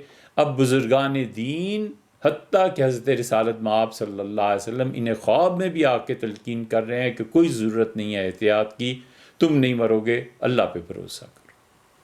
اب یہ خواب شروع ہو گئے ہیں، اس کے ذریعے انہیں تحفظ مل رہا ہے اس باطل نظریے کا جس کے رد کے لیے خود کتاب و سنت موجود ہے۔ اس کے بعد بات یہ آ جاتی ہے کہ 5 وقتہ نماز، اس کے بارے میں ہم آپ سے صاف عرض کر چکے کہ اپنے اپنے گھروں میں نماز پڑھنی چاہیے۔ مساجد گورنمنٹ نے کہا بھی نہیں کہ بند کریں، اس لیے اس مسئلے پہ بحث بھی نہیں کرنی چاہیے، مساجد کھلی ہیں۔ کوئی ایک بیان ابھی تک گورنمنٹ نے نہیں دیا کہ اپنی مسجدوں کو بند کریں۔ مساجد کھلی ہیں، وہاں امام ہیں، مؤذن ہیں، خادم ہیں، 3 4 5 آدمی تو ہر مسجد میں ہوتے ہی ہیں۔ یہ جماعت سے نماز پڑھتے ہیں، پڑھتے رہیں، انہیں چھیڑنے کی ضرورت کیا ہے؟ یہ تو گورنمنٹ کے سوچنے کا کام ہے، ہمارے نہیں۔ مساجد کے اور اعمال ہیں، لوگ آتے ہیں، تلاوت کرتے ہیں، اللہ کو یاد کرتے ہیں، رمضان آگے آ رہا ہے، اس میں لوگوں کا رجحان بڑھ جاتا ہے۔ لوگوں کو خود سوچنا ہے کہ ہمیں اجتماع نہیں ہونے دینا، ہم اجتماع نہیں کریں گے، ہمیں جو بھی ڈاکٹرز نے حدود بتائی ہیں اس فاصلے پر رہنا ہے، ہمیں ان کی پیروی کرنی ہے۔ یہ سب ہمارے اپنے سوچنے اور کرنے کی باتیں۔ رہ گئی جمعے کی بات۔ جمعے کی نماز کا کیا ہوگا؟ جمعے کی نماز جو ہے وہ ان حالات میں مسجد میں ادا نہیں کی جا سکتی۔ کوئی آدمی جمعہ اگر پڑھنا چاہے تو کچھ لوگوں کا خیال یہ ہے کہ وہ جمعہ گھر پہ پڑھ لے، گھر پہ پڑھا دے جمعہ۔ فقہا اس طرف گئے، وہ کہتے ہیں کہ کوئی عذر ایسا پیش آ جائے تو گھر میں پڑھائے۔ گھر میں نماز جمعہ پڑھانے پہ جو اشکال باز اہل علم کو ہے، مولانا جلالی صاحب وغیرہ کو بھی، انہوں نے کہا ہے کہ جمعے کے لیے اذن عام شرط ہے، اور اذن عام کو وہ کہتے ہیں کہ ہر آدمی جہاں پر آ جا سکے اور جمعہ پڑھ سکے۔ ہم عرض کرتے ہیں کہ اذن عام یہ حنفیہ کے نزدیک ہے، مالکیوں شافیوں کے ہاں تو کچھ بھی نہیں۔ امام شافعی رحمۃ اللہ علیہ اس بات کے قائل ہیں کہ اگر 40 آدمی ہو تو جمعہ ہو جاتا ہے۔ امام مالک رحمۃ اللہ علیہ کہتے ہیں 12 آدمی ہو تو جمعہ ہو جاتا ہے۔ حنفی فقہا کے نزدیک 3 آدمی ہو تو جمعہ ہو جاتا ہے۔ اذن عام کی شرط وہ لگاتے ہی نہیں کہ ہر ایک کو آنے کی اجازت ہو، اور یہ اذن عام کی جو شرط ہے یہ ظاہر الروایہ میں بھی نہیں۔ اس لیے کافی تلاش کرنے کے باوجود کئی ایک حنفی فقہا متاخرین جو ہیں وہ اذن عام پہ آئے ہیں، مگر بڑے بڑے اکابر اس پہ نہیں آئے، اور وہ کہتے ہیں اب ایک جگہ جمعہ ہو رہا ہے اور شافعی فقیہ ہیں، وہ جمعہ پڑھا رہے ہیں، تو شامی رحمۃ اللہ نے بڑی اچھی بات لکھی ہے۔ انہوں نے کہا جمعہ نہیں چھوڑنا چاہیے، جمعہ پڑھ لینا چاہیے، اور نماز جمعہ کے بعد 4 رکعتیں احتیاطاً پڑھ لینی چاہیے کہ اگر جمعہ نہیں ہوا تو یہ نماز نفل ہو جائے گی، اور احتیاطاً ظہر کے 4 فرض پڑھ لے تاکہ قیامت میں اللہ کے یہاں نماز فرض اس کی پوری ہو۔ اس لیے اکثر اہل علم کا مسلک یہ ہے، جو اکثریت حنفی فقہا کی ہے کہ وہ اس طرف گئے ہیں کہ اگر جمعہ نہیں پڑھنا تو ظہر کی نماز الگ الگ پڑھنی چاہیے۔ گھروں میں 3 صورتیں، ایک تو یہ کہ جمعہ پڑھ لیا جائے، اس کی بھی گنجائش کہ ایک آدمی خطبہ دے اور 3 سے زیادہ یا 3 کے قریب آدمی اگر بیٹھے ہوئے ہیں تو وہ اپنی نماز جمعے کی پڑھ لیں۔ گنجائش اس بات کی بھی ہے کہ جمعے کو گھروں پہ نہ رکھا جائے اور ظہر کی نماز جماعت سے پڑھی جائے۔ اگرچہ فقہا نے اسے مکروہ تحریمی بھی قرار دیا اور مکروہ تنزیہی بھی، یہ سب عبارات ہمارے سامنے ہیں، لیکن اتنی سختی نہیں کرنی چاہیے، کیونکہ جمعہ جو فرض قرار دیا اللہ نے کسی عذر کی وجہ سے ساقط ہوا ہے، اور حکومت اگر منع کرتی ہے تو یہ نہیں ہے کہ حکومت جمعے کی دشمن۔ صدر مملکت، وزیر اعظم اور بھی لوگ، ظاہر ہے کہ وہ اللہ کے ایسے بندوں میں سے ہیں جو معاذ اللہ کفر کی حد تک تو نہیں چلے جائیں گے نا۔ حقائق کو سمجھنا چاہیے۔ کیوں وہ لوگ جمعے کی ضد میں آ کے نہیں، ایسی بات نہیں۔ وہ جاہل ہیں، یہ ایک الگ بات ہے، انہوں نے پڑھا نہیں ہے دین کو اور خدا کے دین کو سمجھا بھی نہیں ہے، اور یہ ان کی انتہائی نادانی اور سفاہت ہے کہ نہ سمجھنے کے باوجود وہ مفتی اعظم بنے ہوئے آج کل آتے ہیں ابھی اس بات۔ لیکن دوسری صورت یہ ہو سکتی ہے، یا تو جمعہ قائم کر لیں یا پھر ظہر کی نماز جماعت سے پڑھ لیں۔ احتیاط اسی میں ہے کہ ان کے قرب و جوار میں اگر کہیں جمعہ ہو رہا ہے تو جمعے کی نماز ختم ہو جائے، اس کے بعد ظہر پڑھیں۔ اور تیسری طریقہ جس کو اکثر اہل علم نے ترجیح دی ہے، وہ کہتے ہیں کہ گھر میں تو جمعہ ہی نہ پڑھا جائے اور نہ با جماعت نماز ادا کی جائے، الگ الگ ظہر پڑھ لیں۔ پھر وہ کہتے ہیں کہ اس کو اس طرح سے پڑھنا چاہیے کہ ظہر کی احتیاط بھی اس میں شامل ہو۔ مثلاً 4 سنتیں پڑھی جائیں۔ مثلاً کیا حقیقت ہے، جیسے جمعے میں پڑھتے ہیں، اس کے بعد 2 فرض پڑھے جائیں، پھر 4 سنتیں جو جمعے کو پڑھتے ہیں وہ پڑھی جائیں، پھر اس کے بعد ظہر کی احتیاطی نماز پڑھی جائے 4 فرض ظہر کے، اور پھر اس کے بعد 2 سنتیں پڑھ لی جائیں۔ جمعہ بھی ہو جائے گا، ظہر بھی ہو جائے گی، اللہ کے یہاں ایک چیز قبول ہو جائے گی انشاءاللہ اور دوسرے نفل بن جائیں گے۔ وہ کہتے ہیں کہ ان حالات میں ہمیں ظہر احتیاطی پڑھنی چاہیے۔ احتیاطی ظہر کا مسئلہ اٹھا تھا اصل میں جب بر صغیر میں آئے تھے انگریز، تو اس وقت مفتیوں میں یہ بحث شروع ہوئی کہ جمعہ اذن سلطان کے بغیر نہیں ہوتا، حکومت اجازت دے۔ حکومت نے سب علماء کو اجازت دی ہوئی ہوتی ہے، اس لیے وہ صاحب مملکت کا نائب ہوتے ہیں۔ حکومت کسی مسجد کو منع نہیں کرتی، تو وزیر اعظم یا صدر جو بھی نظام چل رہا ہے اس کا ایک نائب ہے جو اس کی اجازت سے ہی جمعہ پڑھا رہا ہے۔ مفتیوں نے کہا کافر کے حکم کا کیا اعتبار ہے، تو بڑی لمبی بحث ہوئی، اور آخر بہت سے محتاط مفتی اس پہ پہنچے کہ تم جمعہ بھی پڑھو اور ظہر احتیاطی بھی پڑھو تاکہ فرض نماز تمہارے ذمے نہ آئے۔ اب بھی یہی صورتحال آ گئی ہے، اس لیے آپ اور اہل علم سے دریافت کریں وہ جو بھی فرماتے ہوں، مگر ہمارا خیال ہے کہ اگر کوئی شخص ظہر کی نماز پڑھ لے اس کی بھی گنجائش ہے، ظہر جماعت سے پڑھ لیں اس کی بھی گنجائش ہے، اور گنجائش اس بات کی بھی ہے کہ وہ 4 سنتیں پڑھے اور اس کے بعد 2 رکعتیں جمعہ کی پڑھے، 6 ہو گئیں اگر جمعہ پڑھنا ہے تو۔ پھر 4 وہ سنتیں جو عمومی طور پہ ہم جمعے کے 2 فرضوں کے بعد پڑھتے ہیں، 10 ہو گئیں۔ پھر ظہر کی 4 رکعتیں پڑھے کہ اللہ اگر یہ فرض ہے، ظہر جمعہ نہیں ہوتا تو یہ میں پڑھتا ہوں، 14 رکعتیں ہو گئیں، اور 2 سنتیں اس کے بعد پڑھ لے، 16 رکعتیں ہو گئیں۔ عام طور پہ اہل علم اس طرف گئے ہیں، پاکستان کے مفتی حضرات اور اس وقت دارالعلوم دیوبند کے مفتیوں میں جو بحث چل رہی ہے وہ اس بات پر کہ جمعے کے دن ظہر کی جماعت سے نماز ہو جاتی ہے یا نہیں ہو جاتی۔ یہاں کے مفتی حضرات کہہ رہے ہیں کہ جمعے کے دن ظہر کی نماز پڑھ لینی چاہیے ان حالات میں، جماعت سے ظہر پڑھنی چاہیے، وہ کہتے ہیں نہیں، الگ الگ پڑھو۔ یہ ساری بحث آپ کے سامنے ہے، تینوں راستے، تینوں پہ اہل علم ہے، آپ کسی چیز کو بھی اختیار کر دیں، اللہ نے چاہا تو سب کی نماز قبول ہو جائے گی انشاءاللہ، کیونکہ حالات ایسے آ گئے۔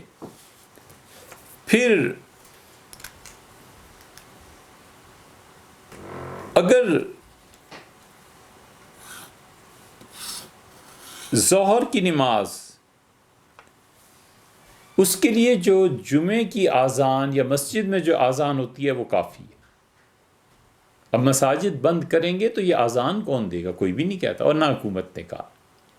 اللہ نے فرمایا وَلَا يَجْرِمَنَّكُمْ شَنَآنُ قَوْمٍ عَلَىٰ أَلَّا تَعْدِلُوا، دیکھو کسی کے ساتھ بھی ناانصافی نہیں ہونی چاہیے، کسی پہ وہ الزام نہ لگاؤ جو انہوں نے کام نہیں کیا، ورنہ تم عدل اور انصاف کے راستے سے ہٹ جاؤ۔ عدلو، اپنے دشمن سے بھی انصاف کرنا، وہ اقرب للتقوی، اللہ کا خوف جن لوگوں میں ہوتا ہے ان کی طریق اور راہ یہ ہوتی ہے، یہ تقوی کے قریب ترین چیز، اس لیے زیر بحث ہی نہیں ہے کہ حکومت نے کبھی کہا، اور ان کی نیتوں تک پہ شبہ نہیں کیا جا سکتا کہ وہ جمعے کو مٹانے کے لیے جا رہے ہیں۔ ہمارے ہاں یہ اس لیے فکر عرض کر رہے ہیں کہ ہمارے ہاں ایک ٹرینڈ ہے اور سیاسی لوگ اس کو بتا رہے ہیں کہ پی ٹی آئی فلاں فلاں ایسی ایسی جماعت ہے، اور جی یہ تو دین کو نہیں، بھئی وہ جو کچھ بھی کر رہے ہیں ان میں بہت سی چیزیں صحیح ہیں، انہیں ہم کیوں غلط کہیں خام خام؟ اس لیے مسجد کی اذان اس کے لیے کافی ہو جائے گی، اور اگر خود جماعت کرانی ہے تو اقامت کہنی چاہیے، اور اقامت کے بعد جماعت کا بڑا آسان طریقہ ہے کہ امامت کے لیے ایک آدمی کھڑا، اور اگر 2-4 افراد بالغ اس کے پیچھے ظہر کی نماز پڑھیں گے تو پیچھے پہلی صف میں کھڑے ہو جائیں گے۔ اگر ایک ہی آدمی ہے، ایک امام ہے، ایک ہی اس کا مقتدی ہے، تو اس مقتدی کو اپنے دائیں ہاتھ پر کھڑا کر لے، اگر بچہ کوئی ایک ہے تو اس کو بھی اسی کے ساتھ کھڑا کر لے دائیں ہاتھ پہ، اور پچھلی صف میں خواتین کو کھڑا کر لیا جائے یا خاتون کو کھڑا کر دیا جائے اور نماز پڑھا لے، ظہر کی ہو جائے۔ ایک صورت، ایک امام ہے اور اس کا مقتدی ایک ہی ہے، یا کوئی بچہ اس کے ساتھ شامل ہے تو ان کی جگہ امام کے دائیں طرف ہے، اور عورتیں گھر کی یا ایک عورت اس کے پیچھے کھڑی ہو جائے تو یہ ظہر کی نماز ہو جائے گی۔ دوسری صورت یہ ہے کہ وہ شخص امامت کرائے اور اس کے پیچھے پہلی صف بنے گی بالغ مردوں کی اور دوسری صف بنے گی بچوں کی۔ اگر ایک ہی بچہ ہے تو اسے مردوں میں شامل کر دیا جائے، الگ صف نہیں ہے۔ ایک سے زیادہ ہیں تو انہیں گویا امام ایک، اس سے پچھلی صف بالغ مردوں کی 2، بچوں کی 3، اور اس کے بعد اگر وہاں پر نماز پڑھنے کے لیے ہجڑے آ جائیں تو چوتھی صف ان کی ہوگی، اور پھر اس کے بعد عورتوں کی صف ہوگی۔ یہ ترتیب ہے، بہت آسان ہے، اس کے مطابق ظہر کی جماعت جمعے کے دن کرا لی جائے، یا عام طور پہ جو جماعتیں دن ہیں باقی ہفتے کے ایام جو ہیں ان میں اس طرح سے نماز پڑھ لی جائے، نماز ہو جائے گی۔ ظہر کی جماعت کا ثواب بھی ملے گا، مسجد جانے کا ثواب بھی ملے گا۔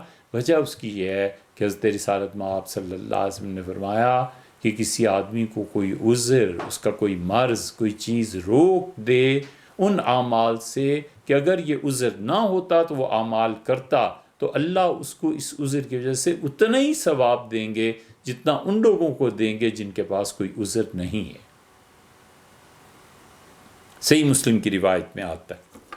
تو اس لیے اچھا، جمعے میں ایک اور چیز بھی ہے کہ اگر ظہر میں بھی جمعے میں بھی اقامت اس آدمی کو کہنی چاہیے جو پچھلی صف میں، ایک امام ہے نا، امام کی پچھلی صف میں جو بالی ہیں یا تو وہ اقامت کہیں، یا پھر اگر یہ اکیلا ہے تو خود ہی اقامت کہے، کراہت سے بھی بچے گا، نماز ہو جائے گی۔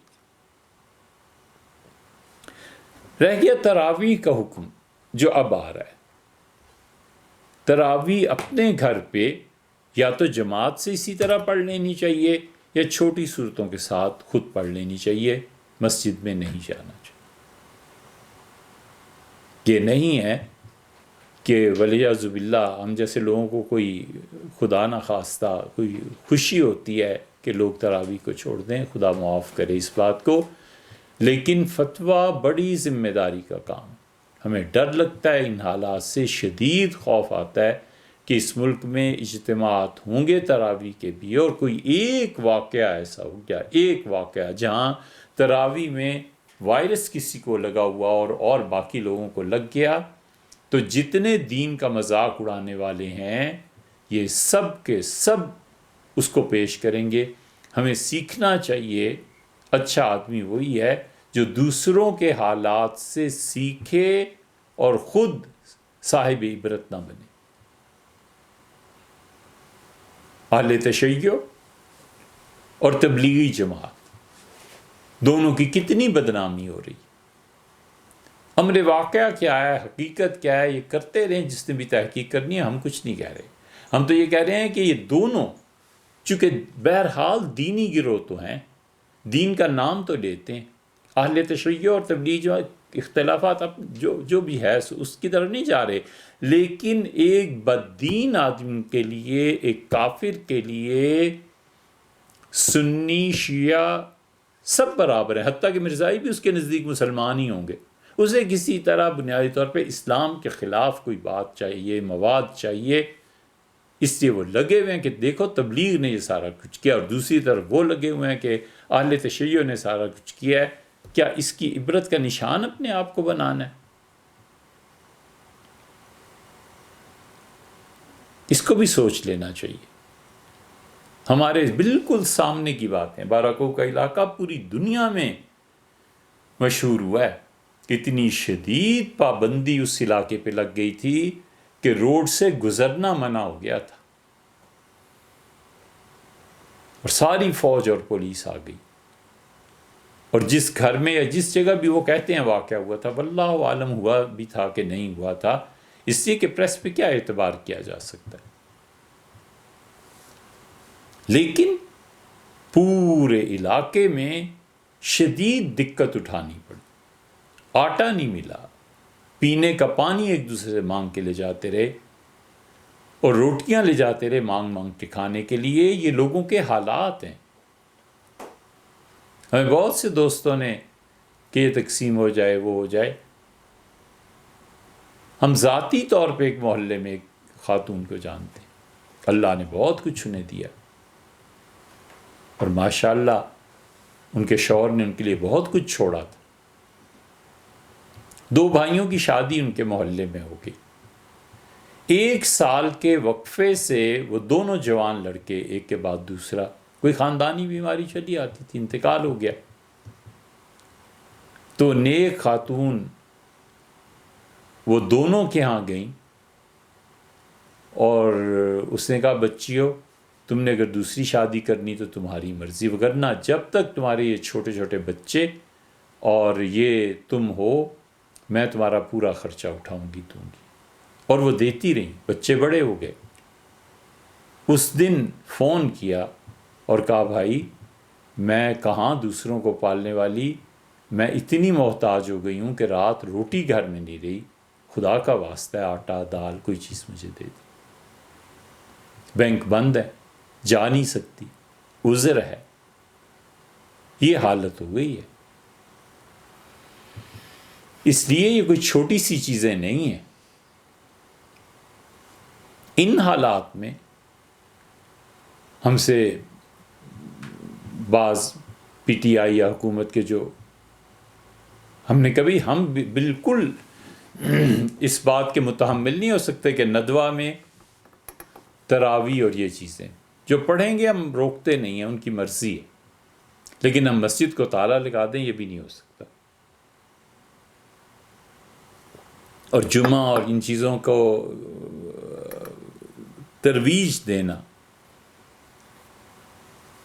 خدا نہ خواستہ اس بلڈنگ میں کئی لوگ کام کرتے ہیں، ایک کرونا وائرس نکل آیا تو بلڈنگ کے ایک ایک فرد کو لے جائیں گے اور جا کر اس کو چیک کریں گے، اس بلڈنگ میں ایسے لوگ کام کر رہے ہیں لنگر میں جو 60 سال کے ہیں، 70 سال کے ہیں، والدہ 80 سال کی ہیں. ایک شخص کی بے احتیاطی سے یہ سارے چلے جائیں ان کے ٹیسٹوں. وہ تو پہلے اپنی یعنی جو رہنا بھی ہے 4 دن تو بھی مر جائیں. اس سے بالکل واضح اور دو ٹوک لفظوں میں لوگوں کو نمازیں اپنے گھر پہ پڑھنی چاہیے. ڈاکٹرز نے جو کہا ہے بس اس پہ چلنا چاہیے. اسی طرح تراویح چھوٹی صورتوں سے گھر میں پڑھ لی جائے. جماعت کرانی ہے جماعت کرا لی جائے. الگ الگ پڑھنا ہے الگ الگ پڑھ لیا جائے. جمعے کے دن ظہر کی نماز بغیر جماعت کے پڑھنی ہے. اکثر اہل علم نے اسے ترجیح دی ہے ایسے کر لے، لیکن اجتماع نہ کرے. اگر اجتماع کرے گا اور کوئی بھی چیز ایسی پیش آ گئی تو یہ دین کو بدنام کرنے کی بات ہوگی اور لوگ اس کو سالوں نہیں بھولیں گے. لوگ اس کو بھی سالوں نہیں بھولیں گے. اگر کسی بے دین کے ہتھے یہ چڑھ گیا نا کہ اس طرح صفیں آپس میں بناؤ، شیطان داخل نہیں ہو سکتا تو کرونا وائرس کہاں سے داخل ہو جائے گا. یہ اتنی بڑی جہالت کی بات ہے. جیسے ہمارے بچپن میں ایک مولوی صاحب وہ تھے تو گجرات وغیرہ کے، لیکن ہر شہر میں یہاں پنڈی میں بھی آ کے سائیکل پہ گھومتے تھے، تقریریں کرتے رہتے تھے کہ او لوگوں یہ جھوٹ ہے، چاند پہ کوئی نہیں گیا، یہ اعتبار ہی نہ کرنا، یہ امریکہ کا ایسا فراڈ ہے، یہ ہے وہ ہے. تو بڑی مدت کے بعد اب یاد آئی کہ اچھا ایسی سمجھ کے لوگ بھی، اور وہ بھی ایسے جن کے پیچھے چلنے والوں بھی ہزاروں لوگ ہیں، یہ سب موجود ہیں. تو اسی دین کا کھیل اور تماشا بن جائے گا. رہ گئی بات قنوت نازلہ کی. حضرت رسالت مآب صلی اللہ علیہ وسلم کا یہ معمول تھا کہ جب بھی کوئی شدید چیز پیش آتی تھی تو آپ قنوت نازلہ پڑھتے تھے. جو لوگ اذانیں دیتے ہیں اور جو بدعت قرار دیتے ہیں ان دونوں کو یہ چاہیے، درخواست ہے کہ اس پہ سوچیں کہ جب ہمارے ملک پہ کوئی آفت مصیبت آ جائے تو بجائے اذانوں کے اور ان چیزوں کے اور بجائے اس اختلاف میں پڑھنے کے، ہم کیوں نہ حدیث کی طرف رجوع کریں، کتاب و سنت کی طرف رجوع کریں. رسول اللہ صلی اللہ علیہ وسلم پہ کئی مرتبہ ایسے حالات آئے ہیں تو آپ نے ہمیشہ قنوت نازلہ کی طرف توجہ کی.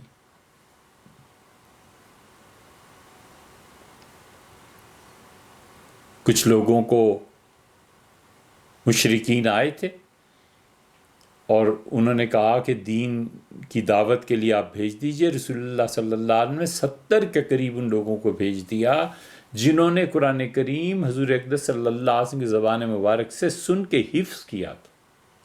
بڑے مانے ہوئے لوگ تھے. لوگ ان کی طرف رجوع کرتے تھے دین کے لیے. وہ لے گئے انہیں اور لے جا کے سب کو شہید کر دیا. جدہ میں ان کی قبریں ہیں. ان نجدیوں نے اس کے گرد ایک 4 دیواری کھینچ دی ہے. آخری مرتبہ جب حاضری ہوئی تو خاص طور پہ اسے دیکھنے گئے کہ اچھا ابھی تک یہ قبور مبارکہ موجود ہے. اللہ جانے کیوں ان کے بڑوں کو اس کی خبر نہیں ہوئی، وگرنہ جہاں انہوں نے صحابہ کرام رضی اللہ عنہم کے مزارات مسمار کیے تھے اور برباد کیے تھے وہاں بھی چلے جاتے. مکہ مکرمہ میں ام المومنین حضرت میمونہ رضی اللہ عنہا کی قبر بچ گئی اور وہاں یہ بچ گئی. پتہ نہیں کیا ہوا. بہرحال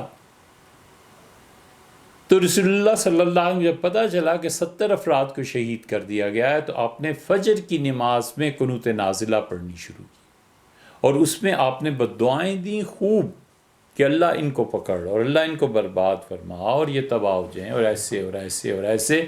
اور فرمایا اللہم سلط علیہم، اللہ ان پہ وہ 7 سال قحط کے بھیج دے جو یوسف علیہ السلام کے زمانے میں دنیا میں قحط آیا تھا. اللہ ان کو اس طرح کی مصیبتوں سے دوچار کر. سیدنا ابو بکر رضی اللہ عنہ قنوت نازلہ پڑھی جب ختم نبوت میں جنگ ہو رہی تھی منکرین زکوٰۃ کے خلاف، مدعیان نبوت کے خلاف. صحابہ کرام رضی اللہ عنہ قربانیاں پیش کر رہے تھے تو سیدنا ابوبکر رضی اللہ عنہ مدینہ منورہ میں مسجد نبوی میں قنوت نازلہ پڑھی۔ جب قحط پڑ گیا تھا شدید سیدنا عمر رضی اللہ عنہ کے دور میں، اس وقت بھی قنوت نازلہ پڑھی گئی تھی۔ سیدنا عمر رضی اللہ عنہ قنوت نازلہ پڑھتے تھے۔ قنوت یہ ہے، ایک تو جو وتر میں آپ پڑھتے ہیں، اور دوسری قنوت یہ ہے تو سیدنا عمر رضی اللہ عنہ اس موقع پہ پڑھی ہے۔ پھر سیدنا علی رضی اللہ عنہ پڑھتے تھے۔ جب حضرت معاویہ رضی اللہ عنہ نے ان کی خلافت سے علیحدگی اختیار کی تو سیدنا علی رضی اللہ عنہ قنوت پڑھتے تھے۔ جنگ صفین میں انہوں نے مغرب کی نماز میں قنوت پڑھی ہے،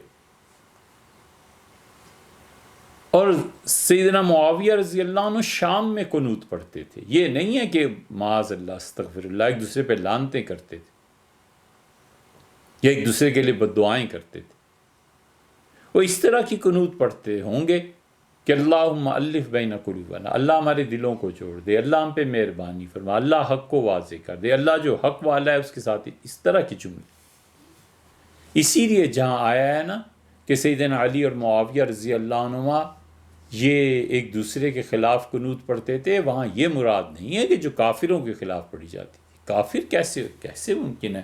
سیدنا علی رضی اللہ عنہ سے پوچھا گیا ان لوگوں کے متعلق تو انہوں نے کہا، وہ آدمی تھے اور انہوں نے کہا کہ امیر المومنین آپ نے کیوں جنازہ پڑھا ہے؟ یہ طلحہ اور زبیر اور یہ سب لوگ کیا ہیں؟ تو اس نے کہا یہ سب کافر ہیں۔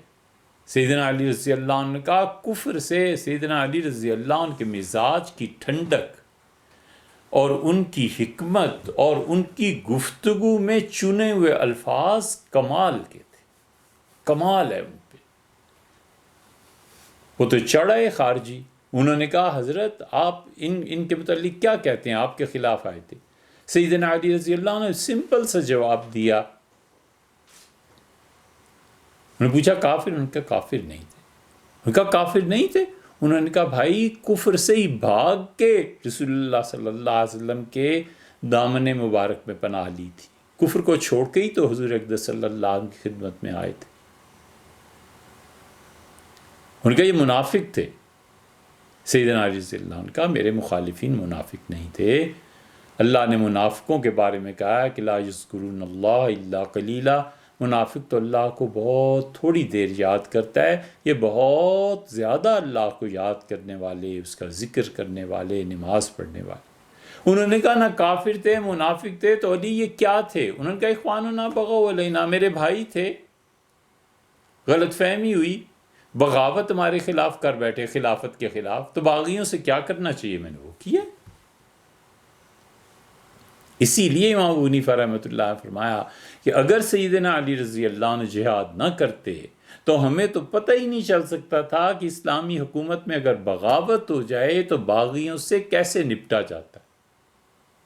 البحر الرائق آپ دیکھیں، سیدنا علی رضی اللہ عنہ نے صفین میں دعائے قنوت پڑھی، فجر میں سیدنا علی رضی اللہ عنہ ادھر کوفہ میں پڑھتے تھے، اور اسی لیے ابراہیم نخعی رحمۃ اللہ علیہ نے کہا کہ سیدنا علی رضی اللہ عنہ کوفہ میں قنوت پڑھتے تھے اور ہم نے ان سے لی ہے۔ پھر نخعی کے شاگرد آگے حماد ہوئے، اور حماد کے امام ابو حنیفہ ہوئے، اور ان کے امام محمد اور ابو یوسف ہوئے رحمہم اللہ۔ یہ ہمارے پاس وہ قنوت پہنچی، اور نہ شام میں سیدنا معاویہ رضی اللہ عنہ قنوت نازلہ پڑھتے تھے، اور شام والوں نے وہ قنوت لے لی جو سیدنا معاویہ رضی اللہ عنہ پڑھتے تھے، ہم نے وہ لے لی جو کوفہ میں سیدنا علی رضی اللہ عنہ پڑھتے تھے۔ تو اس لیے قنوت نازلہ سب نے پڑھی ہے، کیوں نہ ہم اس کی طرف آئیں، کیوں نہ ہم اس کو پڑھیں، تاکہ اذان بدعت ہے یا ذکر الہی ہے اس بحث کو چھوڑ کے ہمیشہ اصل کتاب و سنت کی طرف رجوع کرنا چاہیے۔ رسول اللہ صلی اللہ علیہ وسلم سے زیادہ اللہ کی طرف رہنمائی کرنے والا کوئی بھی نہیں تھا اور کوئی بھی نہیں ہوگا۔ وہ اللہ کے آخری نبی تھے، اللہ کے آخری رسول تھے، اللہ نے انہیں چنا تھا، اللہ نے ہدایت کے لیے انہیں بھیجا تھا، اور انہوں نے خدا کی راہ دکھائی۔ یہ ان کا اتنا بڑا احسان ہے، اللہ کا نام جپنے کا طریقہ بتایا، خدا کی پوجا بتائی، اگر وہ نہ ہوتے تو کچھ بھی نہ ہوتا۔ یہ ساری چیزیں اپنی جگہ پہ محتاج تھیں کہ رسول اللہ صلی اللہ علیہ وسلم ہمیں تعلیم کرتے، اسی لیے تو فرماتے تھے کہ انا بعثت معلم، میں تعلیم کے لیے بھیجا گیا۔ عبداللہ ابن مسعود رضی اللہ عنہ ساری زندگی تعلیم دیتے رہے، اور یہ معجزہ ہے حضور صلی اللہ علیہ وسلم کا۔ آپ نے پہلی ملاقات جب کی ہے، پہلی مرتبہ جب نظر پڑی ابن مسعود پہ، تو کہا تمہاری بکریوں میں کوئی ہے جس کا دودھ ہم پی لیں؟ سخت گرمی، شدید پیاس۔ ابو بکر رضی اللہ عنہ کہتے ہیں میں اور حضرت رسالت پناہ صلی اللہ علیہ وسلم کہیں جا رہے تھے، راستے میں عبداللہ مل گئے، تو ہم نے اس سے پوچھا، ان کہا نہیں، میں فلاں کافر کی بکریاں چرا رہا ہوں اور میں بکریوں کا دودھ آپ لوگوں کو نہیں دے سکتا۔ یہ امانت کا وصف جو تھا نا، یہ رسول اللہ صلی اللہ علیہ وسلم کو بڑا اچھا لگا۔ نظر مبارک پڑی تو فرمایا اچھا ایسے کرو عبداللہ، ایسی بکری لے آؤ جو اب تک دودھ نہ دیتی ہے۔ وہ ایک بچی چھوٹی سی بکری کو لے آئے، تو رسول اللہ صلی اللہ علیہ وسلم کا معجزہ انہوں نے دیکھا کہ آپ نے اس کا دودھ نکالا اور پیا۔ تو عبداللہ کہتے ہیں میں حیران کھڑا ہوا تھا، تو پہلا جملہ جو فرمایا انک غلام معلم، تم ایسے لڑکے ہو جسے اللہ نے علم کے لیے چنا ہے۔ ابن مسعود ساری زندگی تعلیمی، اتنا علم ہو گیا تھا کہ خلفائے راشدین مسئلہ پوچھتے تھے، سیدنا عمر رضی اللہ عنہ مسئلے پوچھتے تھے، فرماتے عبداللہ سے پوچھو۔ اس لیے یہ جو قنوت ہے سب پڑھتے رہیں، ہم کیوں نہ ان چیزوں سے ہٹ کے اس چیز کی طرف چلیں جو حضرت رسالت مآب صلی اللہ علیہ وسلم نے سکھائی ہے کہ جب بھی تم پہ مصیبت آئے قنوت پڑھو۔ دعائے قنوت یا قنوت نازلہ اسے کہیے، اسے کب پڑھا جائے؟ قنوت نازلہ میں دونوں رائے ہیں فقہا کی۔ ہم اس بات کے قائل ہیں اور فتویٰ اس بات پر دینا چاہیے کہ دوسری رکعت میں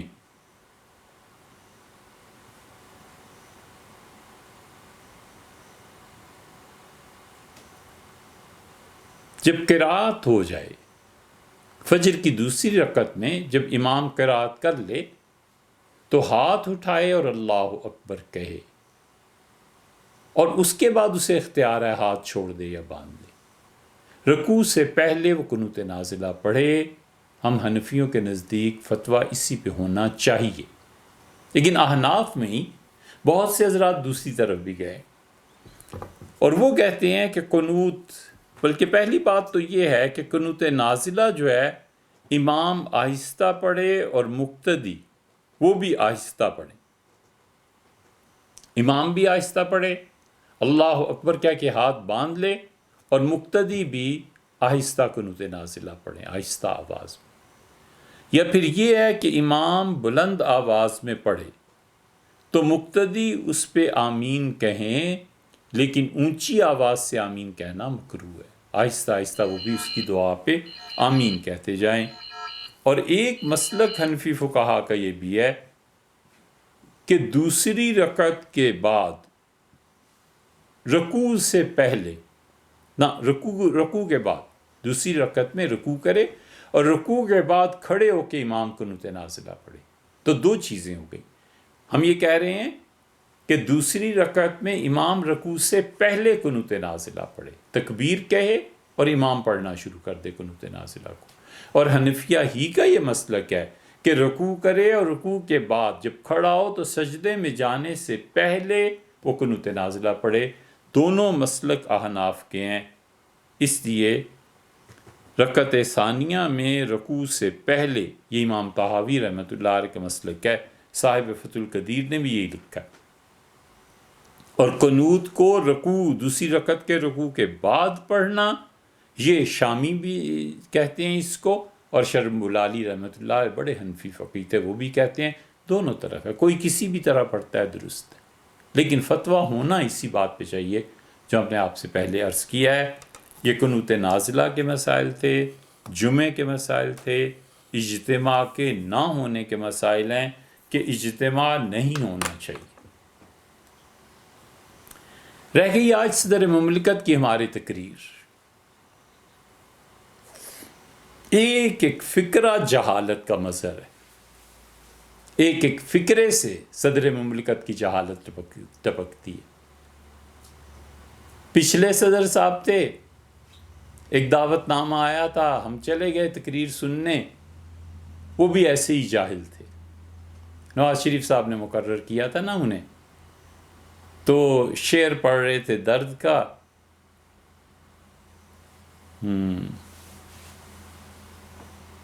پیدا کیا انسان کو اپنی عبادت کے لیے، ورنہ کچھ کم نہ تھے کرو بیاں۔ شعر تو کچھ اور تھا، الفاظ ایسے ہی ملتے جلتے، آپ دیکھ لیجئے شعر۔ ہمیں تو اعتراض ہوا کہ کرو بیاں کیا چیز ہوتی ہے، صدر مملکت کو نہیں اگر معلوم تو کیا ضرورت ہے لوگوں میں یہ اس کے اظہار کی کہ میں جاہل ہوں۔ کروبیاں لفظ ہے، کرو بیاں کوئی لفظ نہیں۔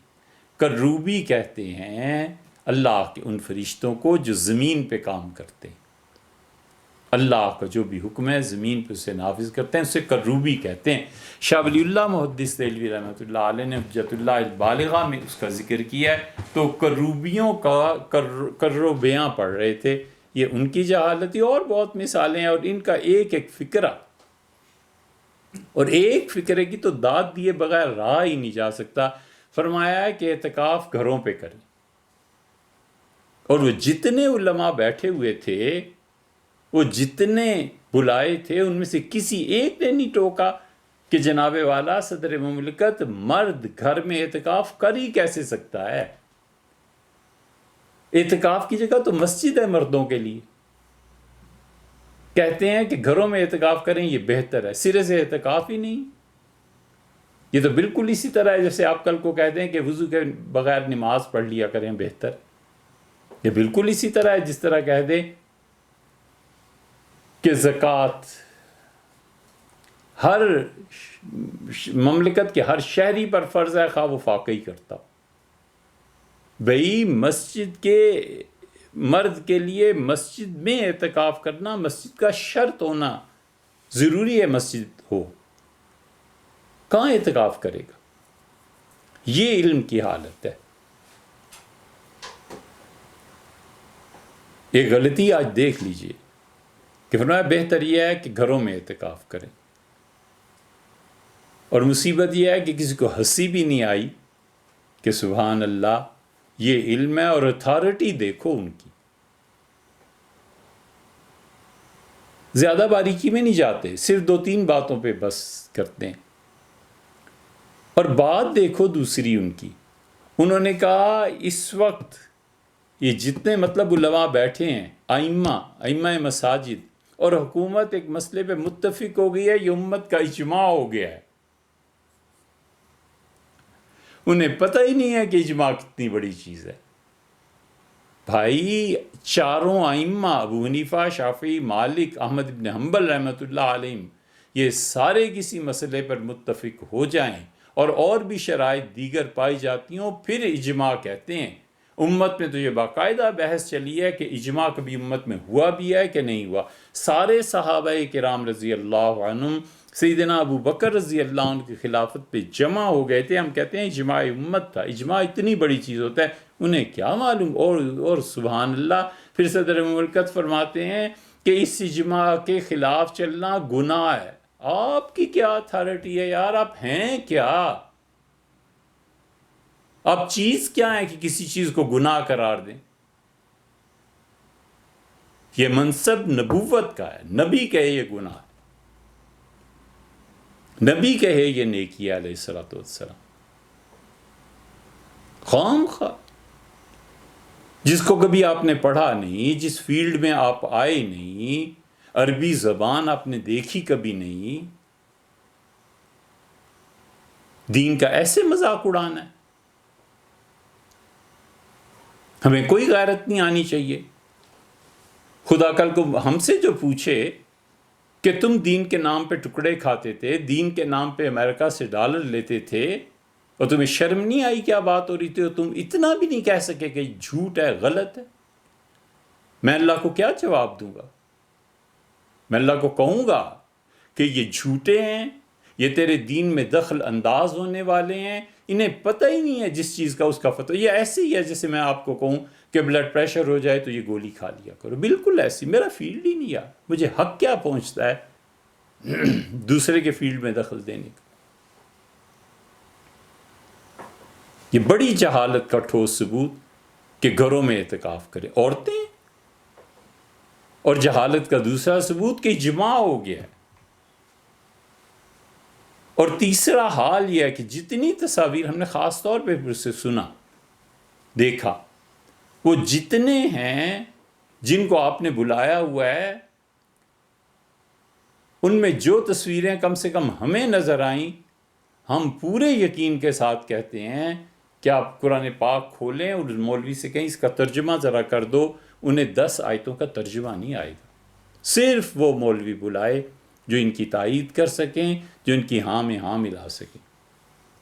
مذہبی امور کے وزیر قادری صاحب اور صدر مملکت، اور جو آج انہوں نے دکھائیں، یہ سب کے سب کتاب و سنت کو سمجھتے ہی نہیں ہیں سرے سے.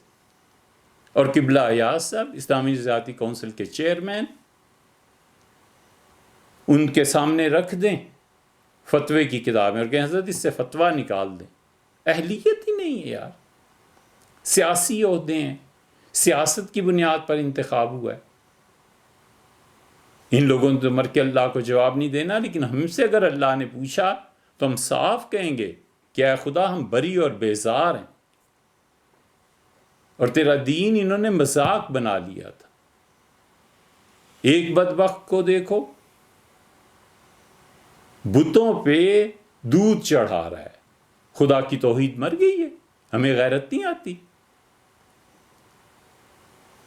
ایک کو دیکھو ہولی دیوالی، ارے ہولی دیوالی منانی تھی تم نے تو یہ تقسیم کیوں ہوئی تھی، یہ ملک کیوں بنا تھا. تیسرے کو دیکھو تو قبروں پہ سجدے. ہم میں کسی میں غیرت نہیں رہی کہ ہم اس روش سے بیزاری کا اظہار کریں.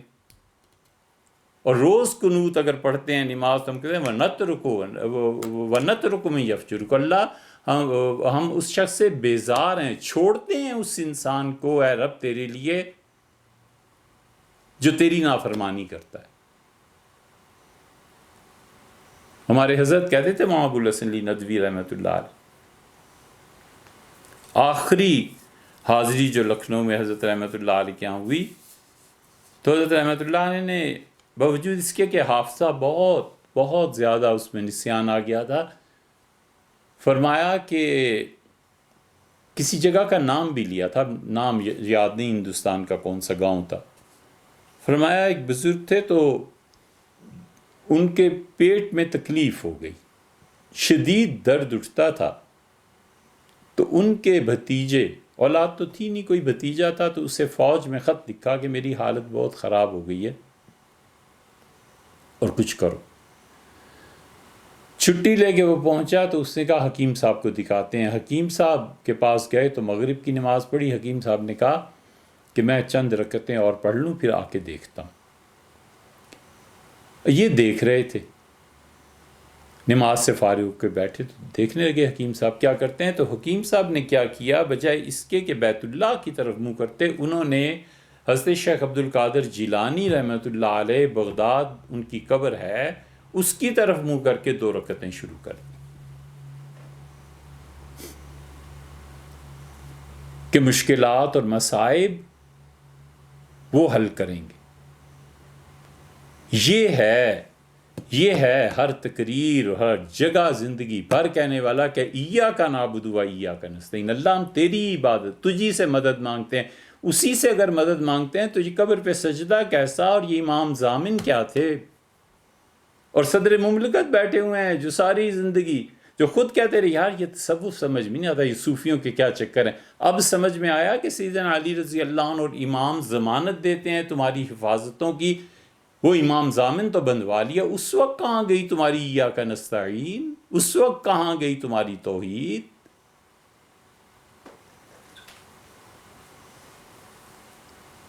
حضرت ابوالحسن ندوی رحمۃ اللہ فرمایا کہ وہ جب اس نے اس طرف منہ کر کے نماز پڑھنی شروع کی تو وہ بیچارے مریض تھے، انہوں نے بھتیجے کا ہاتھ پکڑا اور کہا چلو. اس کا چچا کہاں؟ ان کا چلو. بڑا اصرار کر کے لے کے چل پڑے. راستے میں اس لڑکے کو غصہ آیا. اسے کہا چچا آپ کیا کرتے ہیں؟ ان کا تم نے دیکھا نہیں وہ نماز کی طرف منہ کر کے پڑھ رہا تھا. اس نے کہا چچا آپ چھوڑیں ان باتوں کو, آپ زیادہ بیمار ہو جائیں گے, رات کو سونا کسی کا بھی نہیں ہو سکے گا, کہ آپ کو شدید تکلیف. وہ سید احمد شہید رحمۃ اللہ علیہ کے مرید تھے. خدا کی توحید سید صاحب کے یہاں رنگ تھا. شاہ عبدالعزیز صاحب نے اور شاہ عبد القادر نے, شاہ ولی اللہ رحمۃ اللہ علیہ کے ان دونوں بیٹوں نے ایسے ہی نہیں دین کو سمجھا تھا, رنگ چڑھا دیا. جو ان کی محفل میں ان کے ساتھ منسلک ہو گیا, واضح نظر آتا تھا کہ حضرت سید صاحب رحمۃ اللہ علیہ کا مرید. ان کا بھتیجے گھر چلو. اس نے اصرار کرنے کہ مر جاؤں گا مگر یہاں سے دوا نہیں لوں گا. گھر پہنچے تو بھتیجے نے کہا کہ چچا مسئلہ بھی سمجھائیں, آخر ہے کیا؟ ان کا تم دیکھتے نہیں ہو بیت اللہ کی بجائے بغداد کی طرف منہ کر کے نماز سے شروع کر دی. میں روزانہ وطر پڑھتا ہوں اور میں کہتا ہوں وَنَخْلَعُ وَنَتْرُكُ مَن يَفْجُرُكَ, اور اللہ میں اس شخص سے بیزار ہوا. اے اللہ ہم اس آدمی کے روش سے بیزار ہیں جو تیرا نافرمان ہے. اس سے بڑی نافرمانی ہو سکتی ہے کہ وہ شرک کی حرکت کر رہا تھا, میں اس پہ بھی اس سے دوائی لے لیتا, خدا کو کیا جواب دیتا اور خدا کو کیا منہ دکھاتا. وہ کہتا وطر میں تم یہ پڑھتے رہے اور کرتوت تمہارے یہ. اس لیے بھیا اللہ ہم سے پوچھے کہ تمہارے سامنے تمہارے شہر میں یہ ہو رہا تھا اور تم نہیں بولے, ہم کیا جواب دیں گے اللہ کو. اس لیے صدر مملکت کا یہ بیان ایک ایک جملہ جہالت کا مرکب. اور جو گئے ہوئے تھے, جو ہم نے دیکھے, ان میں ایک شخص ایسا نہیں تھا جو فتوے کا اہل ہو. فتویٰ انہیں کیا پتا شامی کیا ہے, قاضی خان کیا ہے, بدائے الثنائی کیا ہے.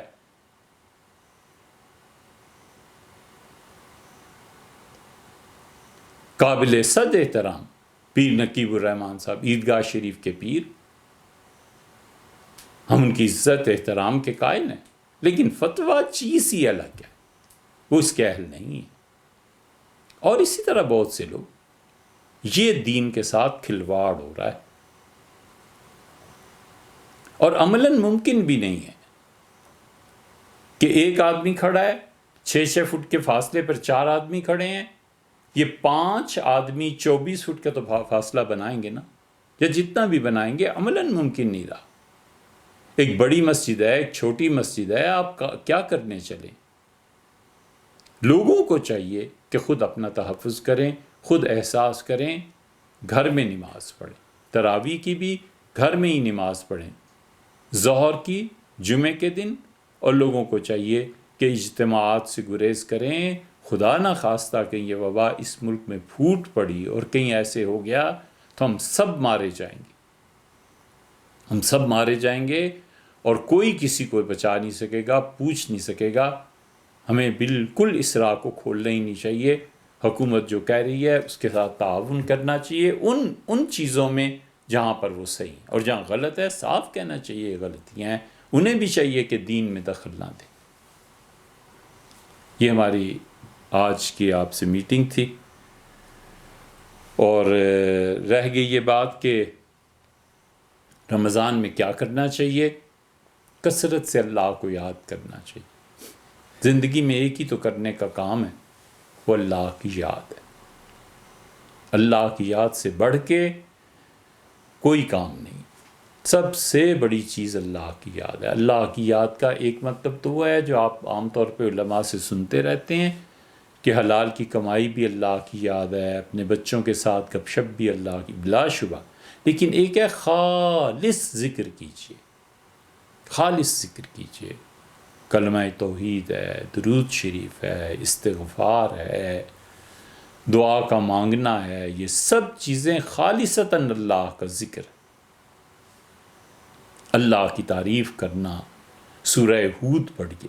سورہ ہود میں اللہ نے اللہ تعالیٰ نے انبیاء علیہ السلام کو جو وحی کی ہے, بڑے خوبصورت جملے ہیں. ان ربی قریب مجیب, میرا پروردگار میرے بڑے قریب ہے اور میری باتوں کو سننے والا. ان ربی لسمیع الدعا, سورہ ابراہیم میں میرا پروردگار میری دعاؤں کو سنتا ہے.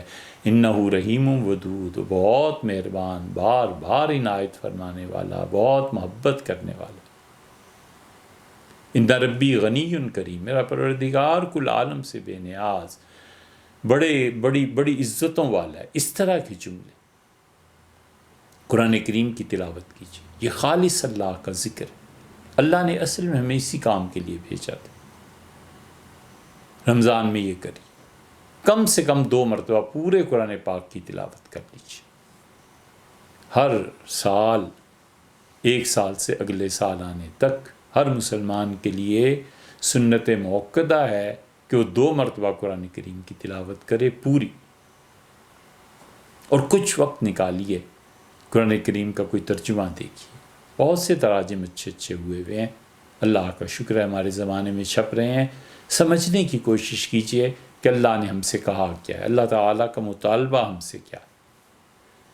اسی طرح کوشش کیجئے کہ آپ زکوٰۃ کا پیسہ اللہ کی راہ میں خرچ کریں. اگر زکوٰۃ کا پیسہ آپ خرچ نہیں ہو سکتا تو کم سے کم اتنا تو ہو سکتا ہے نا کہ 1000 فرض کیجئے زکوٰۃ ہے تو وہ 1000 الگ کر دیا جائے، اسے بزنس میں استعمال نہ کیا جائے کیونکہ وہ اللہ کا مال ہو گیا. اب نہیں، بینکوں کی مجبوریاں ہیں، یہ کرونا وائرس کی وجہ سے کچھ مشکلات پیش آ رہی ہیں، اس کے بعد خرچ کر دیجیے.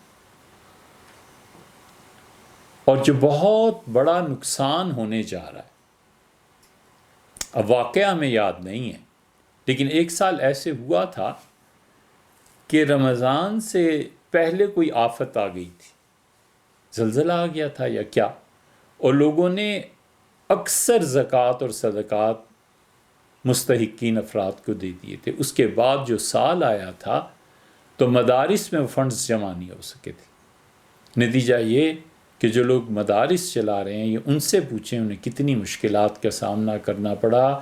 سارا سال بیچارے قرض میں دب گئے، اور اگلے سال رمضان میں اللہ کا شکر ہے جن مسلمانوں نے زکوٰۃ دی انہوں نے اس پیسے کو پھر تعلیم کے نظام پہ خرچ کیا اور کچھ بچوں کو پڑھایا. آپ ان مدارس کا خیال رکھیے، ورنہ یہ پیسے سارے اگر اس مد میں خرچ ہو جائیں گے تو ان مدارس کو عالم اسباب میں کیا ہوگا.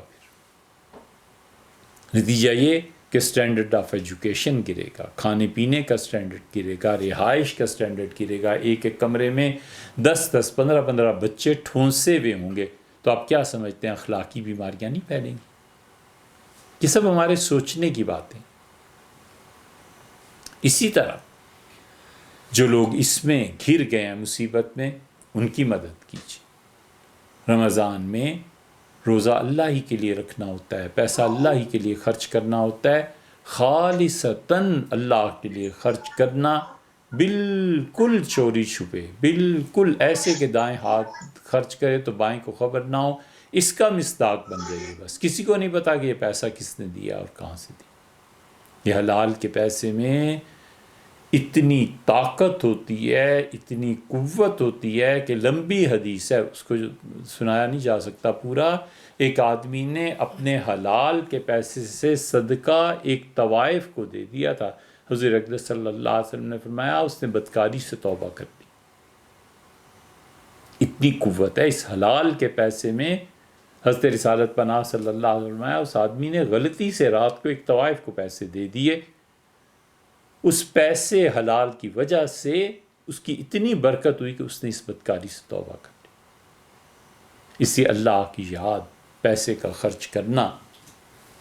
جہاں تک اس کا تعلق ہے رمضان شریف میں آپ سے رابطہ کیسے رہے گا، کوشش کرتے ہیں کہ روزانہ یا ہر دوسرے دن ہم آپ سے بات کر سکیں، یا پھر کوئی پروگرام ایسا ریکارڈ کر سکیں جو روزانہ یا ہر دوسرے دن آپ دیکھ سکیں.